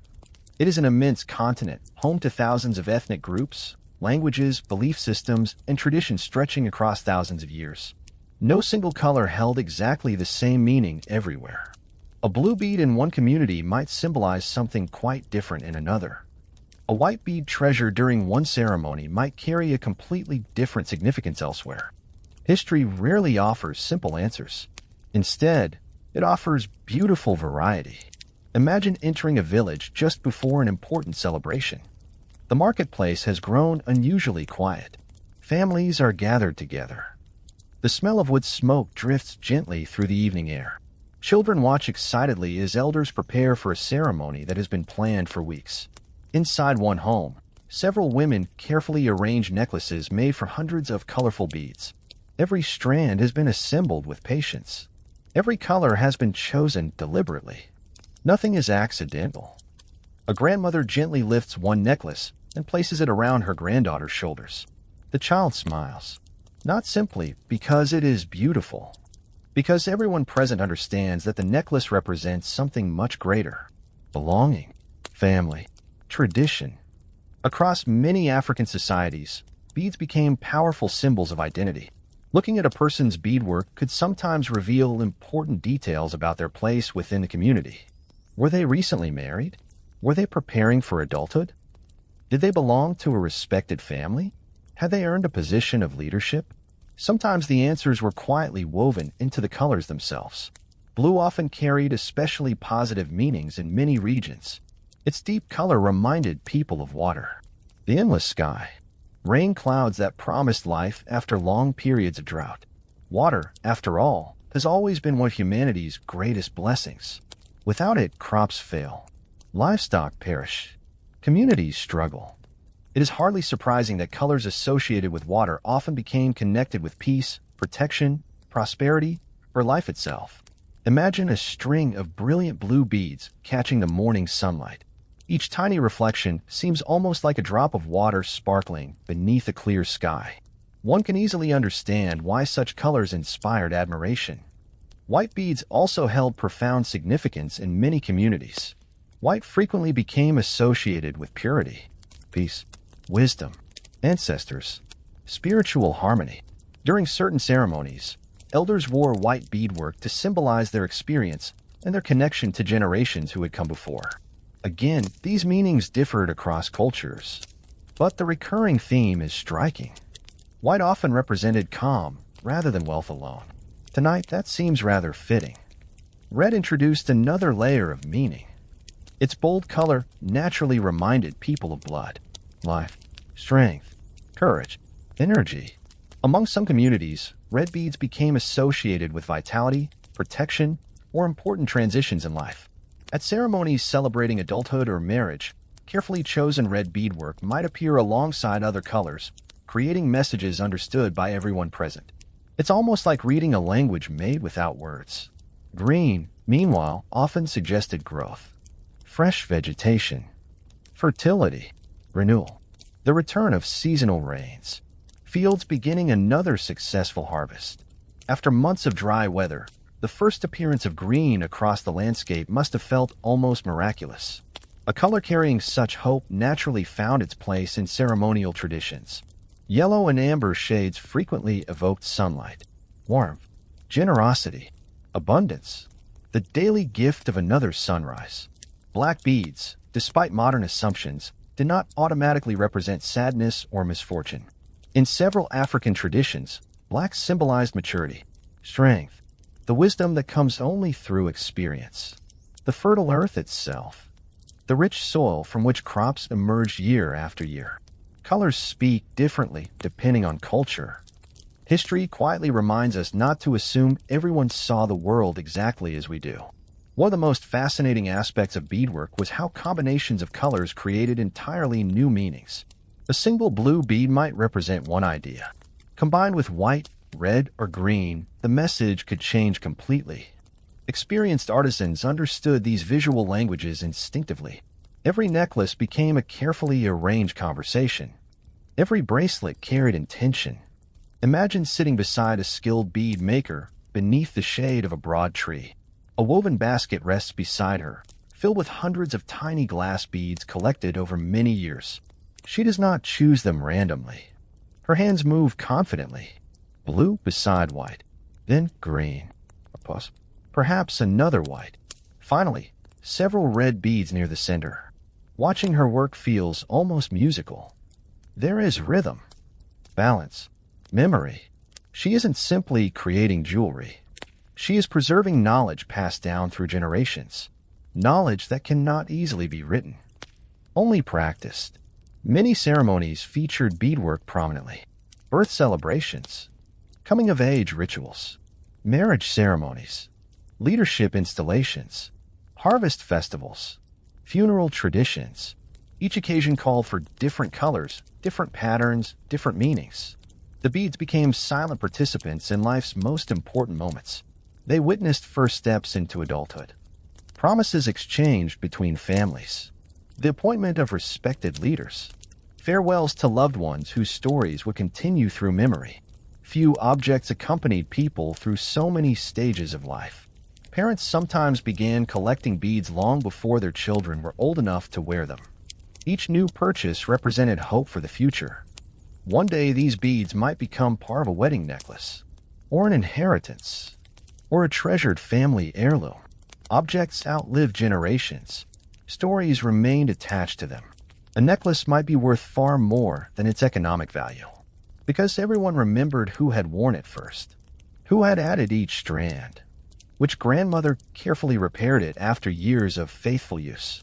History often survives not only in books, but in families, in cherished possessions, in quiet traditions repeated year after year. Spiritual leaders in some communities also incorporated beadwork into ceremonies intended to seek guidance, healing, protection, or blessing. Here again, practices differed enormously across Africa. There was never one universal system. Different peoples developed different beliefs according to their own histories and environments. What united many traditions was the understanding that beautiful objects could carry profound symbolic meaning. Today, archaeologists frequently uncover bead collections in ancient burial sites. These discoveries offer touching glimpses into lives otherwise forgotten. Someone loved these beads enough to carry them throughout life. Someone believed they remained important even after death. That quiet act speaks volumes. Interestingly, Foreign traders often admired the beauty of African beadwork without fully understanding its significance. To an outsider, a necklace might simply appear decorative. To the family wearing it, it represented identity, responsibility, memory, faith, love. The difference is enormous. History frequently reminds us that objects can carry meanings invisible to strangers. As darkness gently settles across the village, the day's ceremony slowly comes to an end. Children drift towards sleep. The cooking fires burn lower. Elders continue speaking softly beneath the stars. Around several necks, wrists, and waists, colorful beads catch the glow of the firelight one final time before disappearing into the gentle shadows of the evening. Tomorrow they may return to the marketplace. Next month they may appear at another wedding. Years from now, they may pass into another generation. Their colors unchanged, their stories growing richer. Because in the end, these tiny pieces of glass were never only about wealth. They were about belonging, about memory, about hope, and about the quiet human desire to give meaning to the beautiful things we choose to carry through life. Perhaps that is why they have survived for centuries. Not merely because glass is durable, but because the stories attached to each bead have proven even stronger. Chapter 11: Marriage, Dowries, and Glass Beads. As our quiet journey continues, let's step away from the bustling markets and grand kingdoms for a little while. Instead, we'll visit one of the most important moments in any person's life: a wedding. Across history, weddings have rarely been simple celebrations. They have been moments where families came together, friendships were strengthened, communities gathered, and traditions passed from one generation to the next. And in many African societies across different regions and different periods, colorful glass beads became part of these deeply meaningful occasions. Not because every community followed the same customs. Far from it. Africa has always been wonderfully diverse, with thousands of cultures, each developing its own marriage traditions, ceremonies, and ways of expressing family relationships. Some communities exchanged livestock. Others emphasized cloth, metal goods, food, or symbolic gifts. In certain regions and periods, imported or locally made beads also became treasured parts of marriage traditions. The role they played depended entirely on local customs. That diversity is one of the reasons historians find the subject so fascinating. Imagine a village several centuries ago. The sun is beginning to set, painting the sky with warm shades of orange and gold. Cooking fires send thin ribbons of smoke into the evening air. Children run happily between the houses, laughing with the excitement that always seems to accompany special occasions. Everyone knows tomorrow is a wedding day. Preparations have been underway for weeks, perhaps even months. Inside one family home, several women sit together weaving beautiful necklaces. Small bowls filled with colorful beads rest beside them. Blue, white, green, umber, red.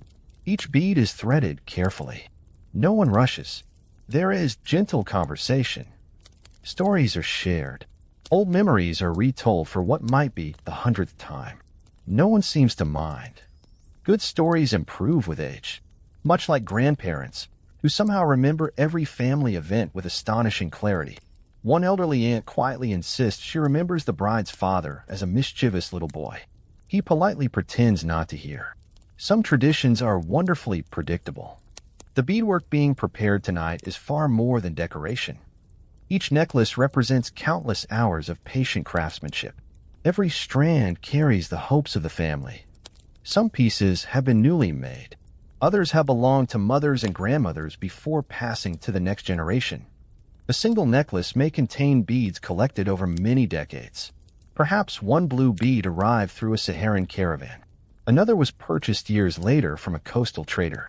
Still another was inherited from a beloved grandmother whose stories are still remembered around evening fires. Together, they become more than jewelry. They become family history. In many African societies, marriage was understood not simply as a union between two individuals, but as the joining of two extended families. Relationships mattered. Trust mattered. Mutual respect mattered. The exchange of gifts often reflected these values. Modern writers sometimes use the word dowry to describe all historical marriage exchanges, but the reality is more complex. Across many African cultures, the practice more closely resembled what anthropologists call bride wealth. gifts presented by the groom's family to the bride's family, or other forms of reciprocal gift exchange. These gifts could include cattle, goats, cloth, iron tools, salt, food, or in some communities, beautiful beadwork. The purpose was not to purchase a bride. Rather, it acknowledged the creation of a new relationship between families and recognized the social and economic importance of marriage. Every culture expressed this differently. There was never one universal system. Glass beads sometimes became part of these exchanges because they were already respected as valuable objects. Imagine the groom's family arriving early in the morning. They are welcomed warmly. Greetings are exchanged. Elders speak first. Patience guides every conversation. No one rushes important decisions. Carefully wrapped bundles are placed before the families. Inside one cloth package lies an elegant collection of glass beads. The sunlight catches their polished surfaces. For a brief moment, the entire room seems to shimmer. Everyone understands their significance. Not because of the glass itself, because of what the gift represents. Respect, commitment, good intentions, hope for a peaceful future. In some communities, bead necklaces became treasured wedding gifts for the bride herself. She might wear them during the ceremony, their colors chosen according to local traditions and family customs. Years later, those same beads might be worn again during important celebrations. Eventually, they could be passed to a daughter or granddaughter. In this way, one necklace quietly connected several generations. The beads became witnesses to family history. Imagine a grandmother gently lifting an old necklace from a carved wooden box. Her hands move slowly, carefully. She smiles as memories return. "This belonged to my mother," she whispers. And before her, "It belonged to my grandmother." The young bride listens quietly. She is not merely receiving jewelry. She is receiving responsibility, a connection to the women who came before her, an invitation to continue the family story. That is something no marketplace can truly measure. One particularly fascinating aspect of beadwork during marriage ceremonies was its ability to communicate without words. Certain colors might symbolize prosperity, others harmony, others fertility or hope for many healthy children. Specific patterns could identify family traditions or regional identities. Again, these meanings varied enormously across Africa. There was never one universal color code. Every community created its own beautiful language of beads. Visitors from distant lands sometimes admired these magnificent necklaces without understanding the messages they carried. To outsiders, they appeared simply decorative. To local families, they told stories. Stories about ancestry, about promises, about belonging. History often speaks quietly through symbols. Marriage celebrations themselves could last for several days. Music filled the air. Drums echoed across the village. People danced together beneath open skies. Food was shared generously. Children played while elders watched with approving smiles. The bride's beadwork sparkled in the sunlight as she greeted relatives arriving from neighboring communities. Perhaps some guests noticed a particularly rare blue bead among the necklace. Someone quietly remarked that it had traveled an astonishing distance before becoming part of today's celebration. What a remarkable journey! From glowing furnaces thousands of miles away, across deserts, across rivers, through bustling markets, into the hands of skilled artisans, and finally, around the neck of a smiling bride beginning an entirely new chapter of her life. History rarely follows straight lines. Sometimes it follows strings of beads. Of course, not every family could afford the rarest imported beads. Many communities also created beautiful ornaments from locally available materials: shells, seeds, bone, ivory, copper, stone, wood, and clay. African craftsmanship flourished long before imported glass became widely available. Glass beads joined these rich artistic traditions. They did not replace them. That distinction matters. Trade introduced new materials. Local creativity gave those materials new meaning. As evening slowly settles over the wedding celebration, laughter softens into quiet conversation. The musicians begin playing more gently. Children, exhausted after a day of excitement, drift peacefully to sleep beside their parents. The bride carefully removes her treasured bead necklace and places it inside a beautifully woven basket for safekeeping. One day, perhaps many years from now, another young woman will lift that same necklace into the morning light. She will hear the stories attached to every bead. She will remember the names of those who wore it before. And she will add her own chapter to a family history already stretching back through generations. That is the remarkable thing about glass beads. They could certainly be used as currency. They could measure wealth. They could support trade. But in moments like these, their greatest value was never financial. It was deeply, profoundly human. Promise, a memory, blessing, quietly passed from one generation. Chapter 12, Spiritual Meanings of Color Beads, alternate version. As the joyful sounds of the wedding slowly fade into the cool evening air, our journey takes us somewhere quieter, somewhere more personal. We've seen how glass beads could be traded in bustling markets. We've watched them cross deserts on the backs of patient camels. We've admired them as treasured wedding gifts. But for many African communities throughout history, beads represented something far deeper than wealth. They became symbols. Not symbols that every culture understood in exactly the same way, but symbols that helped people express ideas that words alone sometimes struggled to explain. This is where history asks us to slow down. Africa is home to thousands of cultures, each with its own traditions, languages, and spiritual beliefs. There has never been one universal meaning for every color or every pattern of beadwork. Instead, meanings shifted from one community to another, from one century to the next, creating a beautiful mosaic of traditions rather than a single story. Imagine an early morning in a peaceful village. Mist hangs gently above the fields. The first rays of sunlight touch the rooftops. An elderly craftswoman sits outside her home with a woven basket resting in her lap. Inside are hundreds of tiny beads collected over many years. Some came from nearby traders. Others traveled astonishing distances before arriving in her village. She gently runs her fingers through them, almost as though greeting old friends. She doesn't choose them randomly. Every color has a purpose. Every arrangement tells a story. To someone unfamiliar with her traditions, the finished necklace might simply appear beautiful. To her community, it speaks without saying a single word. Blue beads often held special significance in many parts of Africa. Across numerous cultures, blue was associated with water, rain, peace, and the vast sky stretching endlessly above. For farming communities waiting patiently through the dry season, rain meant survival. Healthy crops, strong livestock, full granaries. It isn't difficult to understand why a color reminding people of life-giving water became deeply cherished. A necklace rich in blue beads could quietly express hope, harmony, or blessings for the future. White carried equally powerful meanings in many communities.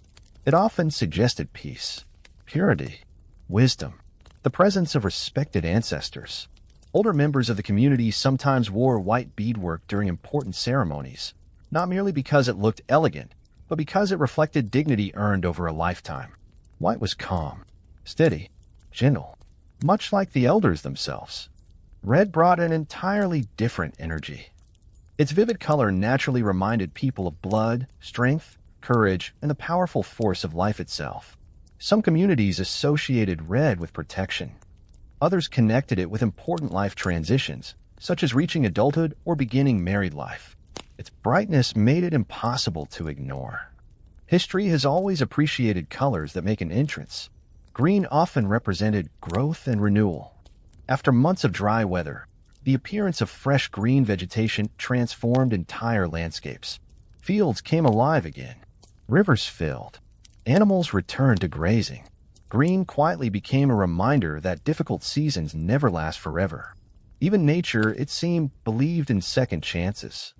Black, despite modern assumptions, did not necessarily symbolize sorrow. In many African traditions, black represented maturity, resilience, and the wisdom gained through experience. It also echoed the rich, fertile earth from which life emerged. The same soil that fed generations could also inspire beauty in art and ceremony. One of the most remarkable features of beadwork was that individual colors rarely stood alone. Meaning often emerged through combinations. Blue beside white, green beside yellow, red woven carefully between darker shades. The arrangement itself became part of the message. like sentences built from carefully chosen words. Imagine watching a skilled artisan at work. Her hands move with quiet confidence. She threads one bead after another without hesitation. She has learned these patterns from her mother, who learned them from her mother, who learned them from generations stretching far beyond living memory. There are no written instructions, no diagrams, only practice, observation, patience, knowledge preserved through careful hands. In many communities, beadwork accompanied people through every stage of life. A newborn might receive a small protective ornament. Children wore simple bead necklaces. Young adults received new designs marking important milestones. Brides wore elaborate ceremonial beadwork. Respected elders carried necklaces reflecting decades of experience and honor. Few objects remain beside a person for so much of life's journey. Perhaps this explains why archaeologists continue discovering beads in ancient graves. Families believed these treasured objects still mattered beyond death. They buried loved ones with ornaments carrying memories, identity, and affection. To modern archaeologists, these discoveries provide valuable evidence. To the families who placed those beads there, they were acts of love. Foreign travelers occasionally admired African beadwork without fully understanding its meaning. They recorded the colors, the craftsmanship, the remarkable beauty, but they often overlooked the invisible stories attached to every strand. History frequently reminds us that the most important meanings cannot always be seen. As night settles peacefully over the village, the final ceremony comes to an end. The fire burns low. Children sleep soundly. Above them, countless stars shimmer across the dark African sky. Nearby, colorful bead necklaces rest safely inside woven baskets, waiting quietly for the next celebration, the next generation, and the next story. They may have begun as simple pieces of melted sand, but in the hands of generations of African families, they became something infinitely richer. Not merely ornaments, not merely currency, but symbols of identity, memory, hope, and the enduring human desire to give beauty a deeper meaning. And perhaps that is the greatest value any treasure can ever possess. To the next. Chapter 13, Tribal Leaders and Wealth. As the stars slowly fade and another peaceful morning begins, our journey turns toward the people who carried some of the greatest responsibilities in their communities. The leaders. When many people hear the phrase African tribal leader, popular movies often paint a very simple picture. A man seated beneath a large tree, perhaps holding a staff, surrounded by villagers. The reality, as history usually reminds us, was far richer and far more complex. Across Africa, there were countless forms of leadership. Some societies were organized into kingdoms ruled by kings and queens. Others were governed by chiefs. Some relied on councils of respected elders. Others balanced authority among several influential families. Each community developed its own political traditions according to its history, environment, and beliefs. There was never a single model of leadership across an entire continent. That diversity is one of Africa's greatest historical strengths. Regardless of the system, leaders shared one important responsibility. They had to earn trust. Power could certainly come from inheritance, sometimes from military success, sometimes from wisdom, sometimes from spiritual authority. Often, it depended on a combination of all four. And surprisingly, colorful glass beads quietly became part of the visual language that communicated leadership, prestige, and prosperity. Not because beads alone created authority. They did not. Rather, valuable beadwork became one way of expressing the respect that communities already held for their leaders. Imagine approaching the residence of a respected chief several centuries ago. The path is carefully swept. Large shade trees protect the entrance from the afternoon sun. Visitors arrive throughout the day, carrying news, requests, and gifts. Some seek advice over disputes between neighbors. Others discuss upcoming harvests. Merchants request permission to organize markets. Travelers bring stories from distant regions. Leadership is rarely a quiet occupation. Even before breakfast, someone usually has an important question. Certain aspects of public life never seem to change. As honored guests arrive, they notice the leader's ceremonial clothing. Perhaps the beautifully woven robe. A carved wooden staff polished smooth through years of use. Copper bracelets.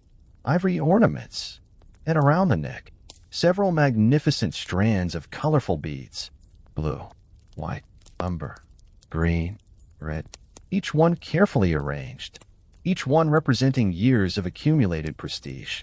To an outsider, they simply appear beautiful. To members of the community, they communicate something much deeper: experience, responsibility, generosity, connection to ancestors, the trust of the people. Leadership was often displayed through symbols that everyone immediately recognized. Glass beads became one of those symbols in many societies because they were already respected as valuable objects. Their long journeys from distant workshops only added to their prestige. Imagine explaining to someone that the necklace around your neck had traveled farther than almost anyone in your village ever would. Across deserts, across oceans, across mountains, through countless marketplaces. That alone made the beads remarkable. But once they entered African communities, they gained new meanings entirely. One fascinating aspect of leadership throughout much of Africa was the importance of generosity. Unlike modern stereotypes that imagine rulers simply collecting wealth for themselves, many successful leaders strengthened their authority by sharing resources generously. Visitors received gifts. Families were helped during difficult seasons. Celebrations were supported. Community projects were organized. A wealthy leader who never shared wealth often discovered that admiration disappeared surprisingly quickly. Respect had to be maintained, not merely displayed. Beads sometimes played an important role in this generosity. A respected chief might present magnificent bead necklaces to loyal supporters, diplomatic visitors, marriage alliances, honored elders, or distinguished guests arriving from neighboring communities. Such gifts carried enormous significance. They expressed friendship, trust, mutual respect. Sometimes they helped prevent conflict before it ever began. History contains many examples where thoughtful gifts achieved what armies could not. It's certainly less noisy and considerably cheaper. Imagine two neighboring leaders meeting beneath a broad acacia tree. The atmosphere is calm but cautious. Small disagreements over grazing land have recently emerged. Neither side wishes for violence. Instead, conversations begin. Food is shared. Stories are exchanged. Finally, one leader presents an extraordinary string of imported glass beads. The gift is accepted warmly. It represents goodwill, not surrender, not payment. A promise that peaceful relationships remain valuable. Sometimes diplomacy sparkles. Quite literally. Glass beads also appear during ceremonies confirming new leaders. Different cultures celebrated these occasions differently, but elaborate beadwork often formed part of the regalia worn during important public events. When a newly chosen chief emerged wearing ceremonial necklaces admired by the community, the beads reminded everyone that leadership carried both honor and responsibility. The ornaments themselves did not create authority. The community did. The beads simply reflected it. This distinction is important. Objects possess meaning because people assign meaning to them, not the other way around. Some bead collections became so valuable that they remained within important families for generations. A necklace worn by one respected leader might later pass to a son, daughter, niece, nephew, or another chosen successor, depending on local customs. Each generation added another layer to its story. Tiny scratches appeared from years of careful use. A broken strand might be repaired lovingly. New beads occasionally joined older ones. The necklace quietly evolved alongside the community itself. One can almost imagine an elderly leader sitting with a young successor shortly before sunset. The old necklace rests between them. I wore this when I became leader. Chapter 14. European traders enter the story. As the years quietly pass in our story, the markets continue to grow. Caravans still cross the Sahara. Fishing boats still sail along Africa's rivers and coastlines. Village craftsmen still shape beautiful jewelry from shell, ivory, copper, stone, wood, and glass. Life follows its familiar rhythm. Then, slowly, new sails begin appearing on the horizon. At first, they're little more than distant white shapes against the endless blue of the Atlantic Ocean. They grow larger with every passing year. These ships belong to merchants from Europe. Their arrival would gradually connect Africa to an even wider commercial world. This chapter, however, is not a story of one continent suddenly discovering another. Africa was never isolated. Long before Portuguese ships rounded the West African coast in the 15th century, African kingdoms were already trading across the Sahara, across the Red Sea, and through the Indian Ocean. Merchants, scholars, diplomats, and pilgrims had connected Africa with North Africa, the Middle East, and Asia for centuries. The Europeans were entering an existing network, not creating one. That distinction matters. Imagine standing on a quiet beach somewhere along the West African coastline around the late 15th century. The morning sea is calm. Fishing canoes have already returned with the day's first catch. Children play near the shoreline while experienced sailors repair woven fishing nets. Then someone points toward the horizon. A large sailing ship appears. Unlike the local vessels, its tall masts tower above the waves. Its broad white sails catch the ocean breeze. Slowly, very slowly, it approaches the coast. Curiosity spreads through the nearby settlement. Who are these visitors? Where have they come from? What goods do they carry? And perhaps most importantly, can they be trusted? History reminds us that first meetings between cultures are rarely simple. They are filled with curiosity, opportunity, misunderstanding, hope, and sometimes suspicion. Among the earliest European traders to establish regular contact with West Africa were Portuguese. During the 15th century, Portuguese navigators explored farther and farther down the Atlantic coast, establishing trading relationships with coastal kingdoms and communities. They were searching for several things: gold, ivory, pepper, new trading opportunities. And eventually, tragically, enslaved people would also become part of this expanding commerce, a devastating chapter of history that we will discuss carefully in a later section of our journey. For now, our attention remains on trade itself. The holds of Portuguese ships contained an astonishing variety of goods: fine cloth, metal tools, copper, brass objects, mirrors, ceramics, and thousands upon thousands of colorful glass beads. The beads occupied surprisingly little space. A single wooden barrel could hold tens of thousands of them. Blue beads, white beads, amber beads, green beads, deep red beads, tiny seed beads, large decorative beads, some perfectly round, others beautifully striped. Many had been produced in famous European glassmaking centers such as Venice and Murano. Others came from different workshops across Europe. Each reflected generations of remarkable craftsmanship. Imagine a merchant carefully opening one of these barrels. Sunlight pours across hundreds of shimmering beads. For a brief moment, they sparkle like drops of colored rain. Local traders gather around. Some recognize familiar styles. Others examine new designs they have never seen before. Conversations begin. Experienced African merchants ask practical questions. How durable are they? How many are available? Which colors are most common? Which patterns are newest? Business, after all, begins with good questions. One important fact is often overlooked in older history books. European traders did not simply decide what these beads were worth. African buyers did. Local merchants already understood which colors, sizes, and styles carried prestige within their own communities. A bead that sold well in one region might receive little attention in another. Successful European traders quickly learned that they needed to understand local preferences rather than assuming everyone desired the same products. Commerce has always rewarded careful observation. Imagine a Portuguese merchant proudly presenting several boxes filled with bright yellow beads. He expects enthusiastic buyers. Instead, the local merchants politely explain that blue beads currently enjoy greater popularity. The Portuguese trader pauses. He nods thoughtfully. Next season, he returns carrying far more blue beads. Good merchants learn quickly. Stubborn merchants often return home with very heavy ships. Trade became a conversation rather than a one-sided exchange. Both sides adapted. Both sides negotiated. Both sides sought advantage. Along the coast, lively trading centers gradually expanded. Goods arriving from Europe moved inland through African commercial networks that existed for generations. Experienced caravan leaders, river merchants, village traders, regional market specialists. Each played an essential role.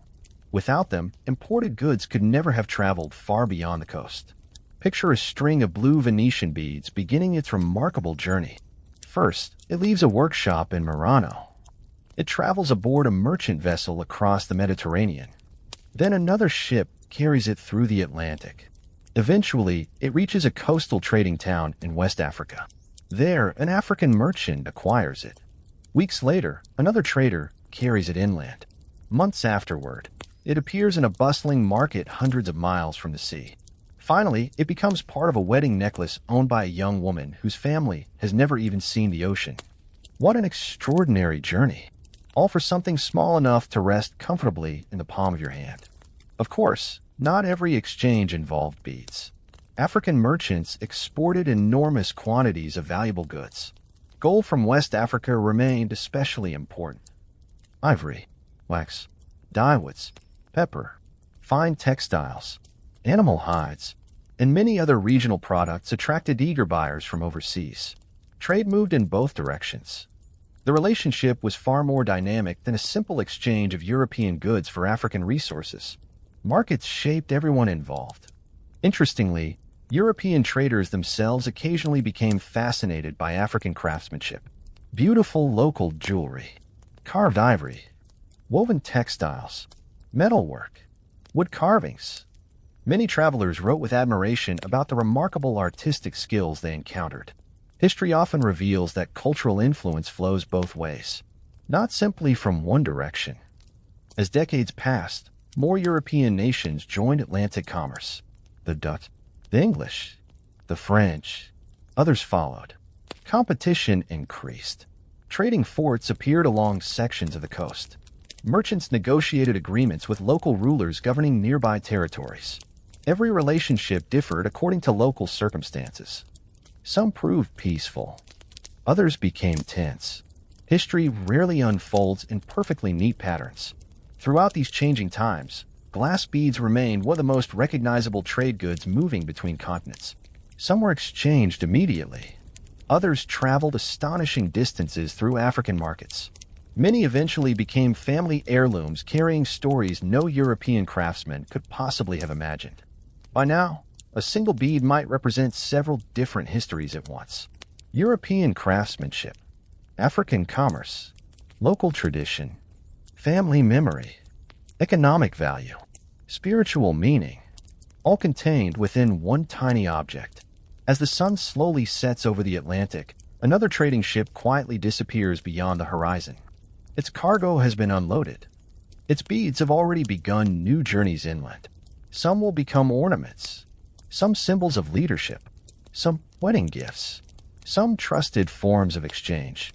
Few people standing on that shoreline could possibly know where each bead would finally come to rest.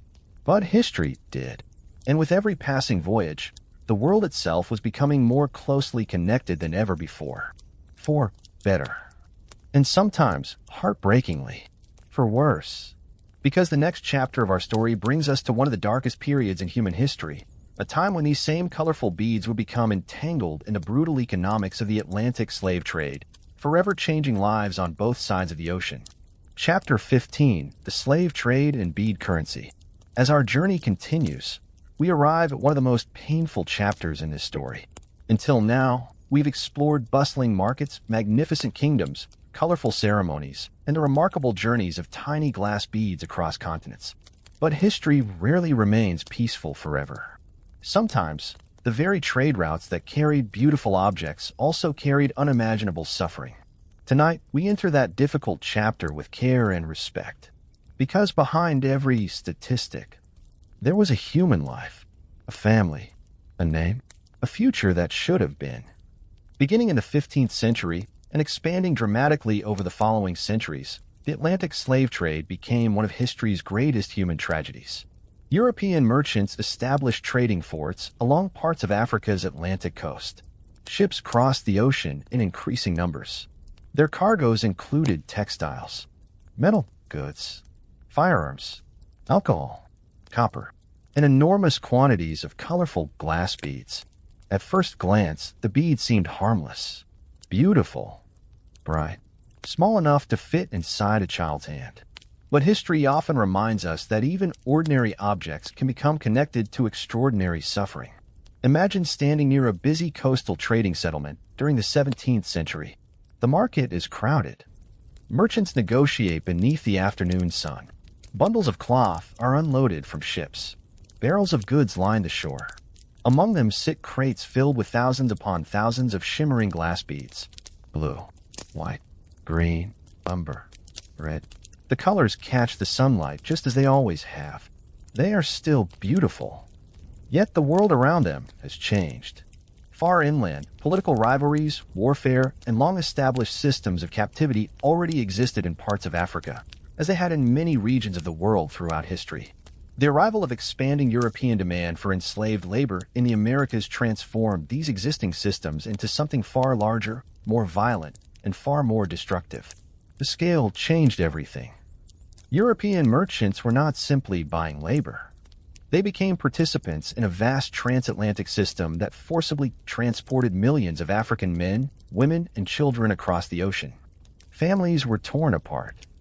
Communities were devastated. Entire regions experienced profound social and economic disruption. Glass beads became only one item among many exchanged within this brutal commercial system. It is important to understand this carefully. Glass beads were rarely the sole payment for enslaved people. Historical records show that transactions often involved combinations of goods: firearms, gunpowder, metal bars, copper, textiles, alcohol, cowrie shells, and various types of glass beads. The exact mixture depended on local circumstances, negotiations, and the period in question. History is more complex than the old myth that people were traded only for beads. That oversimplification hides the true scale and complexity of the tragedy. Yet beads did play a role. European manufacturers quickly realized that certain African markets preferred particular colors, sizes, and styles. Factories, especially in Venice and later in other parts of Europe, produced enormous quantities specifically for African trade. Some bead designs were created because merchants knew they would be welcomed in particular regions. Commerce adapted to demand. Unfortunately, so did exploitation. Imagine a European merchant opening another wooden barrel on the African coast. Inside are thousands of newly manufactured beads. They sparkle exactly as they did centuries earlier when they were admired in peaceful marketplaces. But now they are part of a trade that has taken a devastating turn. The beads themselves have not changed. Human choices have. That distinction matters. Objects possess no morality. People decide how they will be used. African societies were not passive observers in this period. Different kingdoms, rulers, merchants, and communities responded in different ways. Some leaders participated in aspects of the slave trade, often seeking political or military advantage. Others resisted. Some communities fled to avoid capture. Others suffered repeated raids that left lasting scars across generations. There was no single African response. The continent was, and remains, extraordinarily diverse. Likewise, European powers competed fiercely with one another. Portuguese, Dutch, English, French, Danish, and other merchants established forts and trading posts along different stretches of the coast. Each sought greater profits. Competition encouraged ever-expanding commerce. Sadly, human lives became part of that economic calculation. Imagine a father saying goodbye to his family before setting out on what should have been an ordinary trading journey. He expects to return within weeks. Instead, he never comes home. His children wait. His wife continues looking toward the distant road. His parents wonder whether he is safe. For countless families, there was no happy ending. History remembers kings and merchants, but ordinary families carried the deepest wounds. The consequences spread far beyond the individuals taken captive. Villages lost skilled farmers, blacksmiths, hunters, craftsmen, storytellers, parents, children. Entire communities struggled to recover from repeated losses. Economic life changed. Political alliances shifted. Trust became more difficult. Fear traveled alongside every caravan. Even the markets we visited in earlier chapters gradually felt different. Where lively bargaining had once dominated the day, Uncertainty sometimes lingered beneath every conversation. Yet even during these terrible years, African cultures endured. Families preserved traditions whenever they could. Artisans continued making jewelry. Elders continued telling stories. Mothers continued teaching children. Communities continued finding ways to survive. History is filled not only with suffering, but also with remarkable resilience. One of the quieter ironies of this story is that many glass beads originally admired for weddings, ceremonies, and peaceful trade became forever associated with one of humanity's darkest enterprises. The beads themselves were still made from sand, still polished by skilled hands, still capable of extraordinary beauty. But the circumstances surrounding some of their journeys had become heartbreaking. Today, archaeologists excavating former trading forts along Africa's coast frequently uncover thousands of glass beads buried beneath the soil. Some spilled from broken barrels centuries ago. Others were lost during daily trade. Each tiny bead becomes silent evidence of a world transformed by global commerce. Museums now display many of these artifacts not simply as examples of craftsmanship, but as reminders of the complicated histories they represent. Beauty and tragedy can sometimes occupy the same object. That is one of history's most difficult lessons. As the sun slowly sets over the Atlantic Ocean, another slave ship prepares to leave the coast. Its hold carries trade goods no longer. It carries human beings who have been denied the freedom every person deserves. The colorful beads remain behind in warehouses and marketplaces, their brilliant surfaces reflecting the fading light. They are silent. History is not. And as we continue our journey, we will see how these same beads survived long after the slave trade declined, finding new meanings in changing African societies and eventually becoming treasured historical artifacts that help us understand a past both remarkable and deeply complex. Because even after history's darkest chapters, the story is never quite over. Chapter 16, Counterfeit Beads and Economic Problems. As we quietly leave behind one of history's darkest chapters, our story turns toward a different kind of challenge. Not war, not kingdoms, not great voyages across the sea. Instead, we arrive at a problem that would sound surprisingly familiar to anyone living in the modern world. Counterfeit money. It may seem strange to imagine fake glass beads causing economic trouble.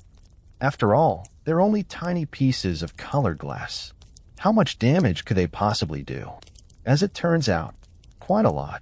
History has an amusing habit of proving that whenever something becomes valuable, someone, somewhere, eventually asks a very dangerous question. Could I make a cheaper version?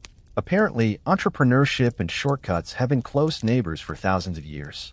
By the 16th and 17th centuries, the demand for glass beads across many parts of Africa had become enormous. Merchants from Venice, the Netherlands, Bohemia, Portugal, England, and other European regions were producing millions of beads for overseas trade. Factories worked almost continuously. Ship after ship carried barrels packed tightly with colorful glass.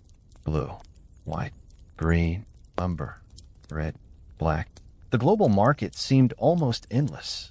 Where there is high demand, there is usually fierce competition. And where there is fierce competition, quality sometimes begins to slip. Imagine a workshop somewhere in Europe. Master craftsmen carefully produce beautiful beads using techniques refined over generations. Their colors are rich, their surfaces smooth, their patterns perfectly balanced. Each bead requires patience and experience. Now imagine another workshop trying to produce the same appearance as quickly and cheaply as possible. The glass is thinner, the colors less vibrant. Tiny flaws appear beneath the surface. To an inexperienced buyer, the difference may be difficult to notice. To a skilled African merchant, it becomes obvious almost immediately. Experienced traders had remarkably sharp eyes. Many spent decades handling imported beads. They knew which workshops consistently produced high-quality glass. They recognized familiar colors. They noticed slight differences in weight, shape, polish, and craftsmanship. One tiny imperfection might reveal that an entire shipment was inferior. Imagine a merchant opening two wooden chests. At first glance, both contain nearly identical blue beads. But after lifting a few into the sunlight, he quietly smiles. The first box, he says, contains excellent work. The second, he pauses politely, Perhaps someone was feeling unusually optimistic. Good craftsmanship is difficult to imitate. That has always been true. Counterfeit beads appeared in several different forms. Some manufacturers copied popular Venetian styles using cheaper materials. Others reduced the amount of colored glass to lower production costs. Some mixed inferior ingredients that made the beads more likely to crack or lose their color over time. A necklace that appeared magnificent today might begin fading after only a few years. That created a serious problem. Trust. As we've discovered throughout this documentary, every successful form of money depends upon confidence. Whether the currency is made of gold, silver, paper, or glass, people must believe it will retain its value. Once confidence begins to weaken, the entire system becomes less reliable. Imagine arriving at a busy inland market after weeks of travel. You proudly present several strings of newly acquired beads. The merchant examines them carefully. His smile fades. He notices tiny bubbles trapped inside the glass. The color seems slightly uneven. The holes drilled through the beads are rough rather than smooth. He shakes his head gently. "I'm sorry. I cannot accept these." Suddenly, what you believe to be valuable wealth has become difficult to spend. The problem spreads quickly. If enough poor-quality beads enter local markets, everyone becomes more cautious. Transactions take longer. Merchants inspect goods more carefully. Negotiations become more complicated. Trust, once damaged, requires time to rebuild. It is a lesson repeated throughout economic history. Counterfeit coins caused similar problems in ancient Rome. Debased silver troubled medieval Europe. Fake banknotes challenge governments today. The material changes. Human behavior remains surprisingly familiar. Some African merchants responded by becoming even more selective. Only certain colors were accepted. Only recognized styles. Only beads from trusted sources. Experienced traders developed reputations for spotting inferior products with astonishing speed. Their knowledge became almost as valuable as the beads themselves. Young apprentices learned by observation. An older merchant might place two nearly identical beads into a student's hand. Look closely. What do you notice? At first, nothing. Then, gradually, the apprentice begins seeing subtle differences. One reflects light more evenly. The edges are smoother. The color appears deeper. Experience trains the eye. This knowledge passed quietly from one generation to another. Some communities even gave particular names to especially prized bead varieties. These names reflected long familiarity with trusted styles rather than simple admiration for colorful ornaments. Recognition became part of economic security. Interestingly, European manufacturers also cared deeply about reputation. Workshops in Venice and Bohemia understood that poor quality products could damage future business. Merchants preferred beads buyers already trusted.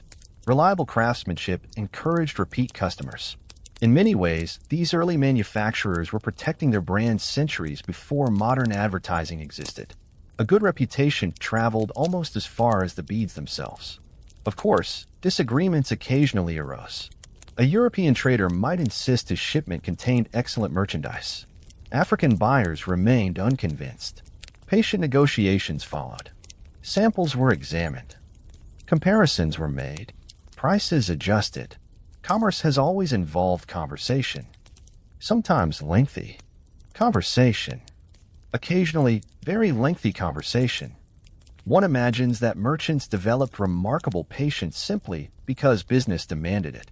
The growing flood of imported beads also created another challenge: supply. Earlier in our story, certain beads had been rare luxury items. As production expanded dramatically, some types became much more common. When more goods enter a market, prices often change. Communities adapted. Some bead varieties lost prestige.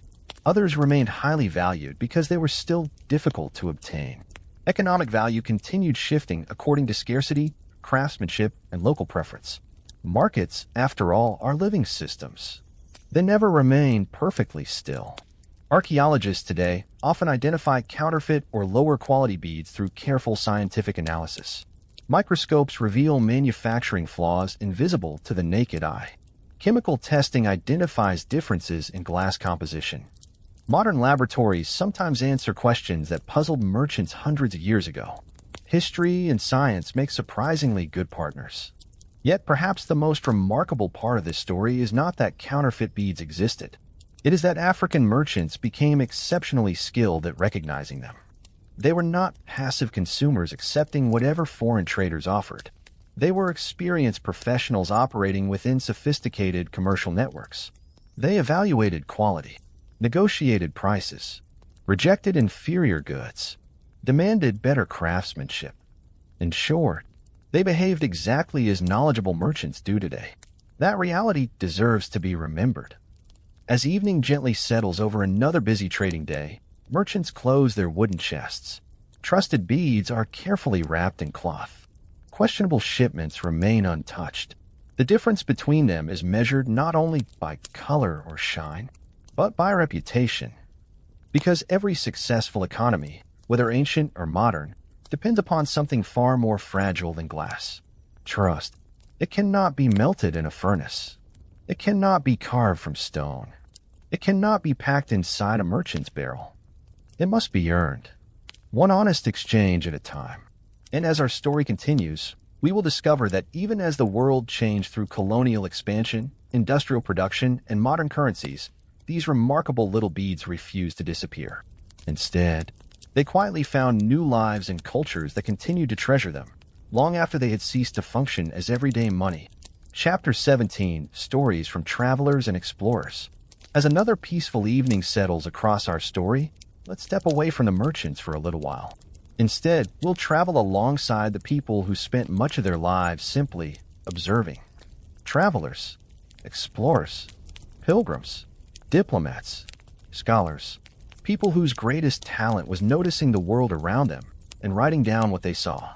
Without their journals, letters, and travel accounts, many moments of history would have quietly disappeared. Of course, we should begin with a gentle reminder. Travelers are wonderful witnesses. They are not always perfect ones. Every visitor arrives carrying expectations shaped by their own culture. They notice certain things. They misunderstand others. Sometimes they exaggerate. Occasionally, they become so astonished that they describe ordinary events as though they had discovered another planet. Human beings have always been enthusiastic storytellers. That includes historians.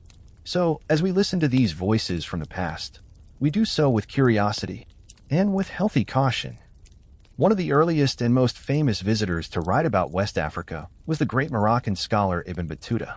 During the 14th century, he traveled farther than almost anyone of his age, crossing North Africa, the Middle East, Central Asia, India, Southeast Asia, and eventually reaching the Mali Empire. Imagine arriving in Mali after months of exhausting travel. The desert lies behind you. Your caravan has crossed endless sand dunes beneath blazing sunlight. Then, suddenly, bustling towns appear. Markets overflow with goods. Mosques rise above the surrounding streets. Scholars gather to debate religion, law, and philosophy. Merchants from distant lands bargain over gold, salt, cloth, and countless luxury items. To Ibn Battuta, this was no forgotten corner of the world. It was a thriving civilization connected to international commerce. Although his writings focus more heavily on government, religion, hospitality, and trade than on glass beads specifically, they reveal a prosperous society where valuable imported goods circulated naturally among local merchants. Another remarkable voice comes from Leo Africanus, the 16th century traveler whose writings introduced many European readers to the kingdoms of Africa. Born as Hassan al-Wazn, he journeyed across North Africa before eventually writing detailed descriptions of the regions he had visited. His accounts describe busy commercial centers, prosperous cities, and rulers whose wealth surprised many readers back in Europe. Markets filled with imported goods appear repeatedly throughout his observations. Glass beads, textiles, metals, and other luxury items form part of this wider commercial landscape. Although modern historians sometimes question portions of his work, comparing them carefully with archaeological discoveries and other written sources, his writings remain valuable windows into the trading world of his time. History often resembles a conversation between many witnesses rather than a single perfect narrator. Now imagine a Portuguese sailor writing home during the late 15th century. His handwriting is uneven. The paper smells faintly of salt water. He describes unfamiliar coastlines stretching farther than he had ever imagined. He marvels at the size of African markets. He notes the confidence of local merchants. He quickly realizes something unexpected. The people he meets are experienced traders. They understand negotiation. They recognize quality. They know exactly what many imported goods are worth.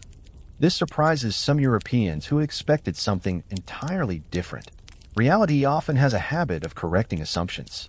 As Atlantic trade expanded, Dutch, English, French, and other European visitors left behind journals describing coastal markets. Many expressed admiration for the remarkable craftsmanship they encountered. They purchased carved ivory, beautiful woven cloth, metalwork, wooden sculptures, and, of course, colorful beadwork. Some travelers wrote at length about elaborate necklaces worn by respected leaders. Others described wedding ceremonies where beads shimmered brilliantly beneath the tropical sun. To foreign eyes, these ornaments seemed exotic. To local communities, they represented ordinary parts of daily life. The difference in perspective is fascinating. Imagine standing beside one of these travelers as he carefully sketches what he sees. Nearby, an African merchant laughs gently. The visitor has become completely absorbed by a magnificent bead necklace. The merchant, meanwhile, is wondering why the foreigner appears so fascinated by something everyone else considers perfectly normal. Sometimes visitors notice extraordinary things. Sometimes they simply notice ordinary things for the first time. One of the greatest strengths of travel accounts is their ability to preserve small details. The sound of bargaining beneath market shelters. The colors of woven textiles drying in the afternoon sun. The rhythm of camel bells arriving from the Sahara. The careful way merchants examine imported beads before agreeing to a purchase. These quiet observations help historians reconstruct everyday life far more vividly than official government records alone. Not every traveler admired what they saw. Some misunderstood African societies completely. Others judged unfamiliar customs according to European ideas, rather than trying to understand local traditions on their own terms. Modern historians read these accounts carefully. They compare one traveler's observations with another's. They examine archaeological discoveries. They consult oral traditions preserved within African communities themselves. No single source tells the entire story. Truth often emerges when many voices are allowed to speak together. This approach has transformed our understanding of African history. Older generations sometimes relied almost entirely on European travel accounts. Today, archaeologists, linguists, anthropologists, and African historians combine written evidence with oral histories, excavations, and scientific analysis. Together, they produce a far richer picture of the past. One fascinating example comes from archaeological excavations. Travelers occasionally described seeing enormous quantities of beads in African markets. For years, some scholars wondered whether these descriptions had been exaggerated. Then archaeologists began uncovering thousands upon thousands of imported beads at sites across West, Central, Eastern, and Southern Africa. Suddenly, the written accounts seemed much more believable. Sometimes the ground itself quietly confirms old stories. Imagine an explorer watching a respected chief greeting visitors. The leader's magnificent bead necklaces catch the sunlight. The explorer writes excitedly about their beauty. Centuries later, archaeologists excavate the same region and discover similar beads buried alongside elite residences. Two entirely different kinds of evidence begin telling the same story. That is one of history's happiest moments, when independent pieces of evidence fit together like carefully carved puzzle pieces. Travelers also left us descriptions of the incredible diversity they encountered. No two markets looked exactly alike. No two kingdoms followed identical customs. Different languages echoed through different regions. Different artistic styles flourished. Different bead preferences appeared from one community to another. This diversity is one of the strongest themes running through every trustworthy account. Africa was never one place.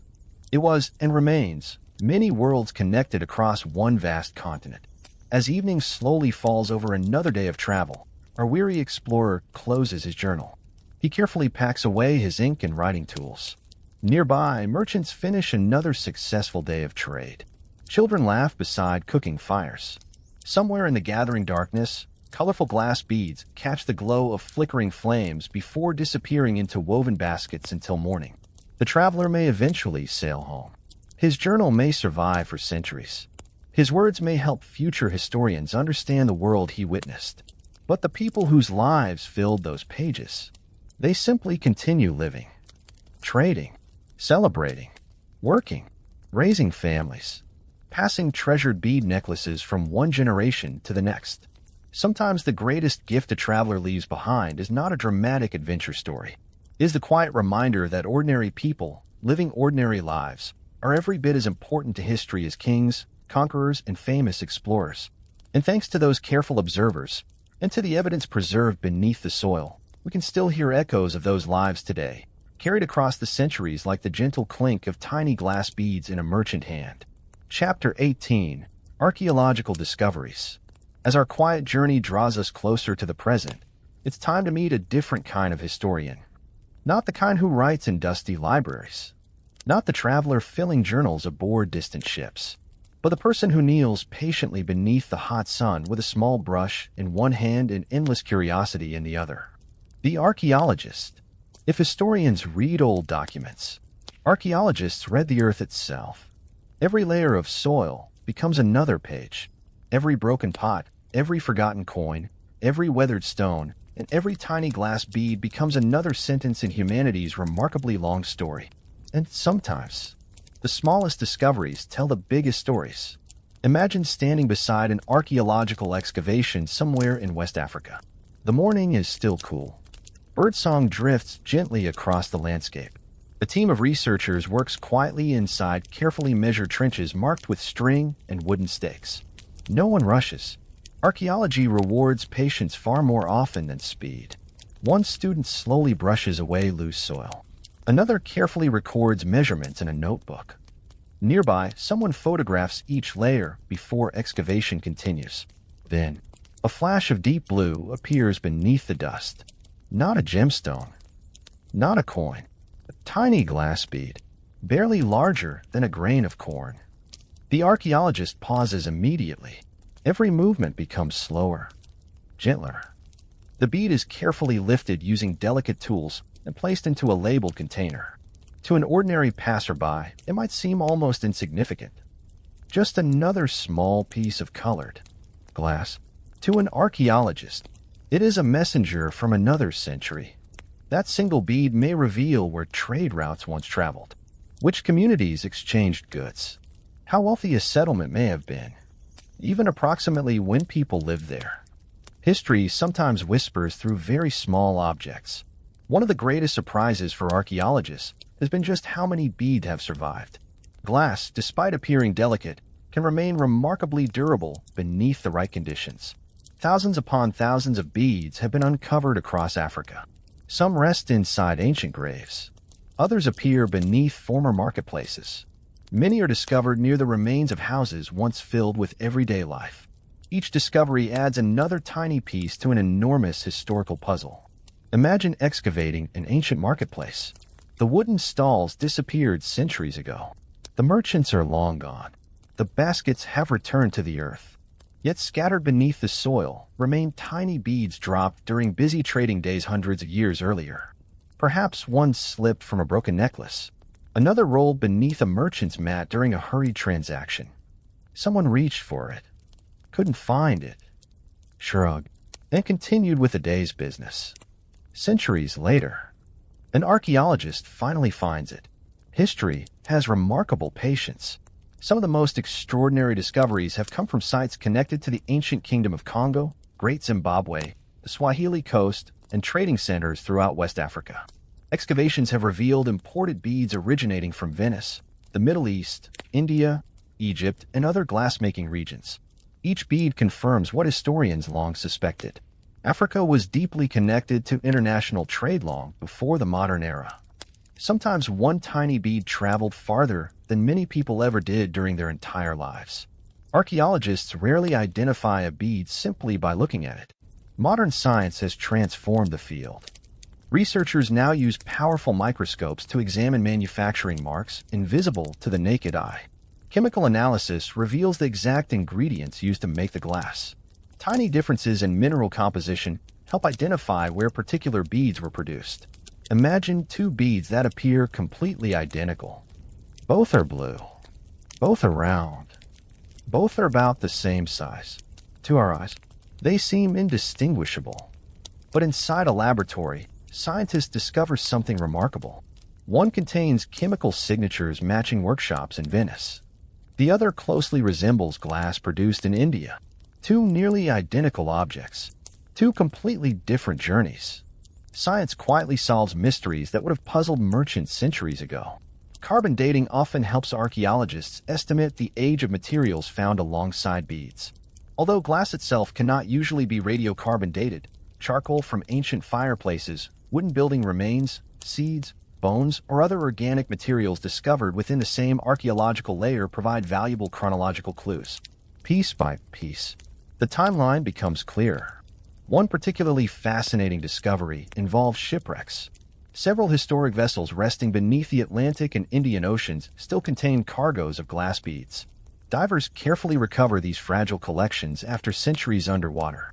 Some remain astonishingly colorful despite spending hundreds of years beneath the sea. One cannot help but wonder where those beads were originally meant to travel. Which marketplace? Which village? Which family? History occasionally leaves us with beautiful unanswered questions. Archaeologists have also uncovered magnificent bead workshops within Africa itself. Imported beads were not simply worn exactly as they arrived. Skilled African artisans frequently incorporated them into elaborate necklaces, bracelets, ceremonial garments, crowns, belts, and decorative objects. Local craftsmanship transformed foreign materials into entirely African works of art. Trade supplied the materials. Creativity supplied the meaning.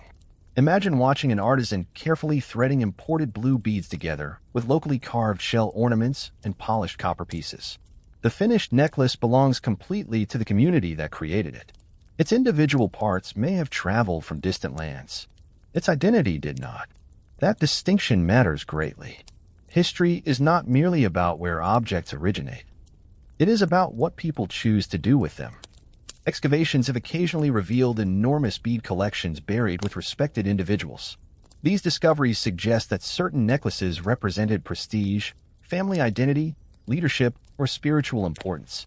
Some graves contain only a handful of beads. Others contain hundreds. Occasionally, thousands. Each burial reflects choices made lovingly by families honoring someone they wished never to forget.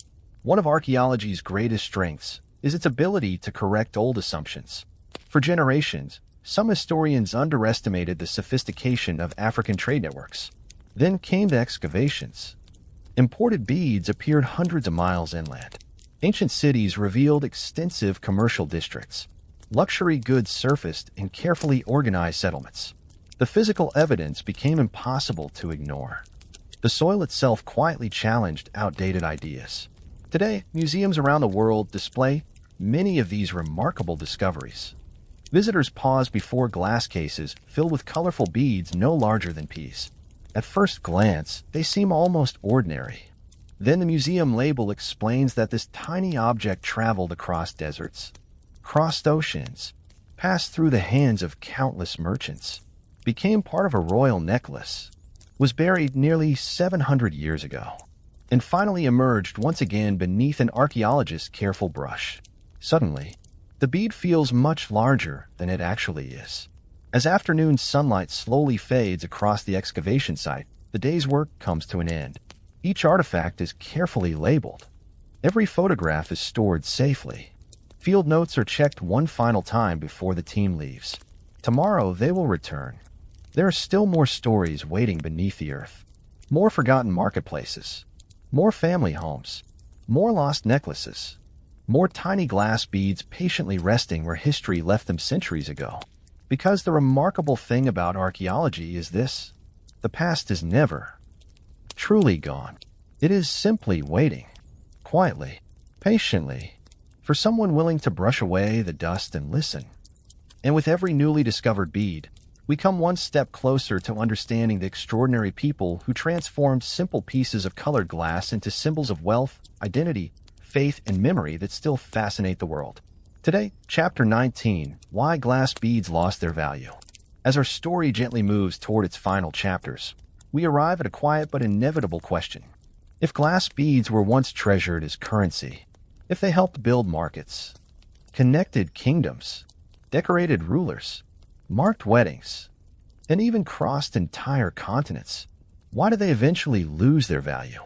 The answer, as history so often reminds us, is not that the beads suddenly became less beautiful. They didn't. A blue bead that shimmered in the 15th century still shimmered in the 19th. The glass had not changed. The world around it had. History rarely ends with a dramatic moment. More often, it changes gradually, almost so slowly that the people living through it hardly notice. Imagine a merchant visiting the same marketplace every year for decades. At first, imported glass beads are uncommon. When a caravan arrives carrying them, people gather eagerly. The newest colors attract immediate attention. Rare patterns command high prices. Owning such beads signals prosperity and long-distance connections. Now imagine returning 20 years later. More ships have arrived. More workshops are producing beads. Trade has expanded dramatically. What was once rare has become increasingly common. And history teaches us an important lesson. The more plentiful something becomes, the less extraordinary it often appears. Scarcity had always been one of the foundations of bead value. As European glassmaking expanded during the 17th, 18th, and 19th centuries, factories became capable of producing astonishing quantities of beads. Industrial techniques gradually replaced many slower handmade methods. Machines assisted production. Costs fell. Millions upon millions of beads entered global trade. Imagine standing inside a 19th century European factory. Rows of workers oversee furnaces glowing bright orange. Glass rods stretch endlessly across the workshop. New manufacturing methods allow thousands of beads to be produced in the time earlier craftsmen once needed to create only a few hundred. The pace is remarkable, efficient, relentless. For manufacturers, this is wonderful news. For anyone hoping beads would remain rare, not so much. Ship after ship crossed the Atlantic carrying enormous cargoes. Merchants unloaded barrel after barrel filled with colorful beads. Blue, white, green, umber, red, black. Some villages that had once seen only a handful of imported beads each year now encountered thousands. Supply grew faster than demand. Markets adapted. Prices shifted. Certain bead varieties that had once symbolized exceptional wealth gradually became easier to acquire. They remained attractive. They simply no longer represented the same level of rarity. Of course, rarity alone was not the only reason bead money declined. Political changes transformed Africa during the 19th century. European colonial expansion altered trade systems across much of the continent. Colonial governments gradually introduced official currencies, including coins minted by European empires and later paper banknotes recognized by colonial administrations. Taxes often had to be paid using these newly imposed currencies. Imagine a farmer arriving at a government office carrying a carefully preserved string of beautiful blue beads. For generations, those beads had represented unquestioned value within the community. Now the official quietly explains that taxes must be paid using colonial coins instead. The farmer looks down at the beads. Nothing about them has changed. Yet suddenly, the rules have. History can be surprisingly quiet when it transforms everyday life. Modern banking systems also began expanding. Coins became more standardized. Paper money circulated more widely. Later still came banks, checks, printed financial records, and eventually the electronic systems we know today. Glass beads struggled to compete with currencies backed by centralized governments capable of enforcing standardized values across enormous territories. One fascinating irony appears here. Glass beads had once succeeded because communities trusted them. Now communities were increasingly required to trust entirely different systems. Money once again was changing because human agreements were changing.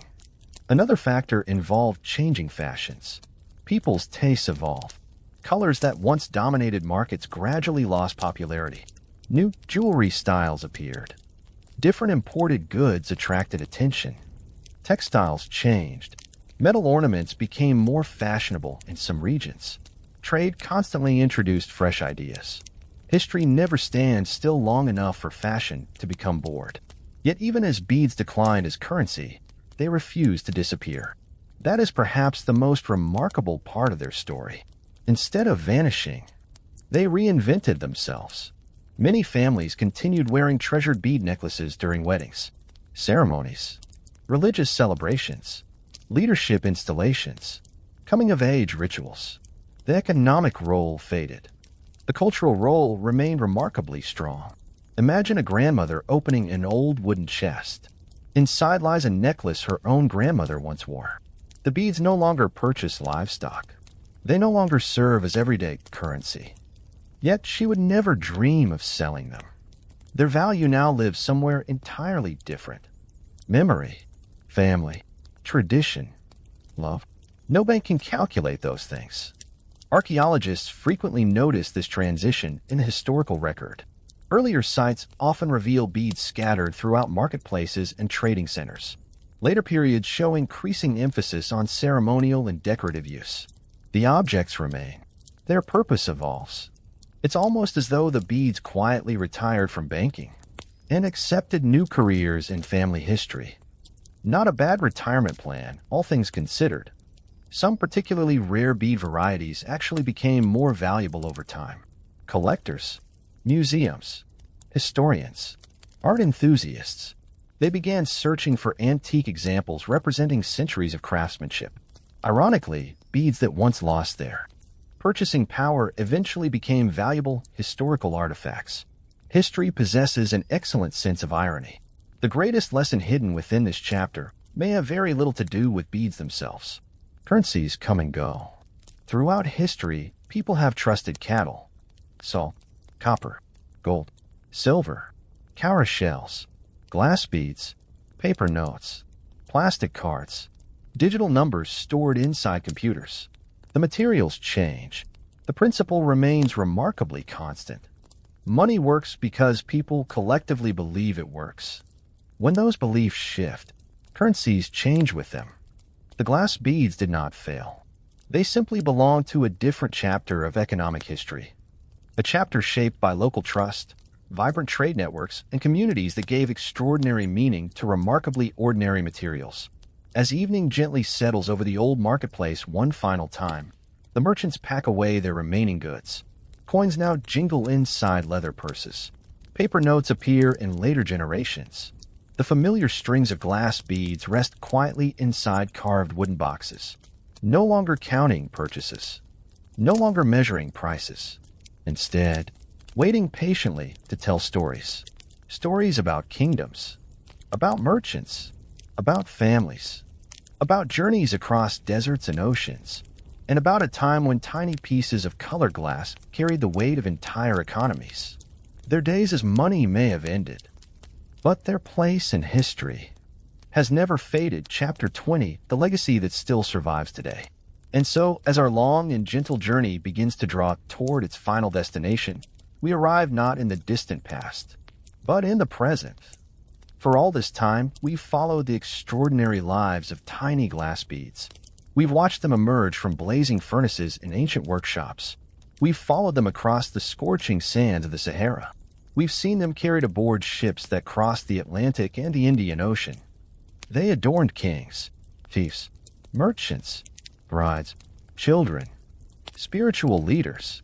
They served as symbols of wealth, as treasured heirlooms, as works of art, and for centuries in many regions, as a trusted form of exchange. Yet if you were to walk through many African communities today, you would still find colorful beads everywhere. Not because they remain money, but because their greatest legacy was never purely economic. It was cultural. Imagine waking early on a bright morning in modern Ghana. The streets slowly come to life. Shopkeepers sweep the front of their stores. Children in neatly pressed school uniforms laugh as they hurry toward class. Motorcycles buzz through the town. Somewhere nearby, a market begins opening for another busy day. Among stalls selling fruit, cloth, spices, and handcrafted jewelry, one table immediately catches your eye. Hundreds of colorful bead necklaces sparkle beneath the morning sun. Blue, umber, white, green, red, black. Some are modern creations. Others follow patterns that have been passed from one generation to the next for centuries. The merchant smiles warmly as visitors stop to admire them. History, it seems, has not disappeared. It has simply changed its clothes. Across many African countries, including Ghana, Nigeria, Kenya, Tanzania, South Africa, Senegal, and beyond, beadwork continues to play an important role in cultural life, although traditions naturally vary from one community to another. Wedding ceremonies still feature magnificent necklaces. Coming-of-age celebrations continue to include carefully chosen beadwork. Traditional dances often showcase elaborate bead decorations that shimmer with every graceful movement. Respected elders wear ornaments reflecting family heritage and community identity. Glass beads remain storytellers. Only now. Their stories are measured less by commerce and more by memory. Imagine visiting a skilled artisan's workshop today. The room is filled with baskets overflowing with beads. Some are handmade from recycled glass using techniques that have become famous in parts of Ghana. Others are carefully arranged according to ancient color traditions. A young apprentice watches every movement. The master artisan threads one bead after another with remarkable precision. Nothing is hurried. Nothing feels mechanical. Each necklace carries the quiet confidence of knowledge passed patiently through generations. One day, the apprentice will teach someone else, and the story will continue. Museums around the world now proudly display African beadwork. Visitors often pause before glass cases containing necklaces hundreds of years old. At first glance, they see beautiful jewelry. Then they begin reading the accompanying descriptions. Suddenly, those tiny beads become much more than decoration. They become evidence of sophisticated trade networks, of remarkable craftsmanship, of thriving kingdoms, of families preserving traditions across centuries. Sometimes the smallest museum exhibit leaves the largest impression. Modern archaeologists continue making exciting discoveries every year. New excavation sites reveal forgotten settlements, ancient graves, trading centers, workshops. With every newly discovered bead, historians gain another clue about how African societies grew, traded, celebrated, and adapted over time. The story is still being written, or perhaps more accurately, still being uncovered.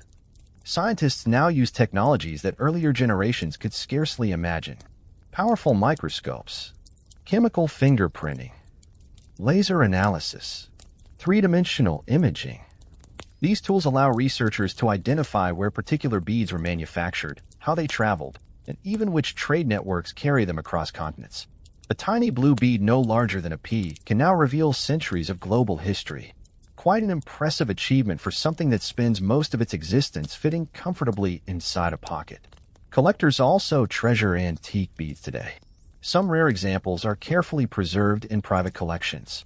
Others remain within African families, passed lovingly from grandparents to grandchildren. Their financial value may vary. Their emotional value is often impossible to calculate. A grandmother handing an old necklace to her granddaughter is not transferring wealth in the ordinary sense. She is passing forward family history, identity, memory, responsibility, hope. Those are treasures no marketplace has ever been able to price accurately.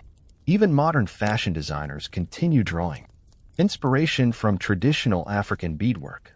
Runways in cities around the world occasionally feature designs influenced by patterns developed centuries ago. Artists combine ancient techniques with contemporary creativity. Old traditions discover new audiences. History enjoys surprising collaborations. Education has perhaps become one of the greatest parts of this enduring legacy. Schools, universities, museums, documentary filmmakers, writers, historians.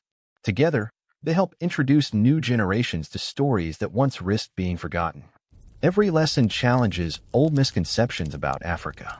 For far too long, many schoolbooks outside the continent focused almost exclusively on European exploration while overlooking Africa's own remarkable civilizations, commercial networks, scientific knowledge, artistic achievements, and economic innovation. Fortunately, that picture continues to improve. Research grows richer every year.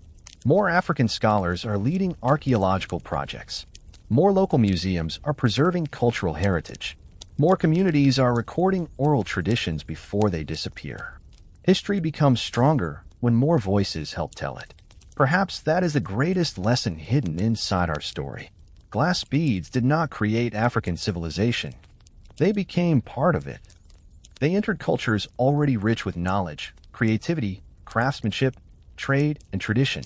African communities transformed these tiny imported objects into symbols carrying meanings that no distant factory could ever have imagined. That remarkable act of cultural creativity deserves to be remembered. As the afternoon slowly fades into evening, imagine one final peaceful marketplace. Children laugh nearby. An elder quietly examines an old necklace. A young artisan finishes threading the final bead onto a bracelet. The marketplace feels both ancient and wonderfully alive. The beads no longer determine the price of cattle. They no longer function as everyday money. But they continue performing something perhaps even more important. They connect generations. They remind families where they came from. They celebrate identity. They preserve stories that refuse to disappear. And now, as our own quiet journey comes gently to its end, the marketplace begins to empty. The sun slips below the horizon. The last rays of golden light dance across hundreds of tiny glass beads before fading into the soft blue of evening. Merchants pack away their treasures. The conversations grow quieter. Cooking fires begin glowing in the distance. Somewhere, a grandmother tells an old story to children who are slowly drifting towards sleep. Perhaps she holds a familiar necklace in her hands as she speaks. Perhaps one small blue bead catches the firelight just for a moment. Its journey has lasted centuries. From molten sand to royal courts, across deserts, across oceans, through weddings, marketplaces, kingdoms, and families, until finally arriving here. Not as money, not as merchandise, but as a quiet reminder that the greatest treasures in history are rarely the most expensive. They are the ones that carry our memories. Thank you for joining me on tonight's peaceful journey through the forgotten world of Africa's glass bead currency. I hope these stories brought history to life in a calm and thoughtful way. If you enjoyed traveling through the past with me, I truly appreciate it if you took a moment to like the video, leave a comment sharing which chapter fascinated you the most, and subscribe for more relaxing history documentaries designed to help you unwind at the end of the day. Now, wherever you are, get comfortable. Let the worries of today drift away. Close your eyes if you'd like, and let history quietly fade into the gentle silence of the night. Sleep well, and until our next journey through the past, good night.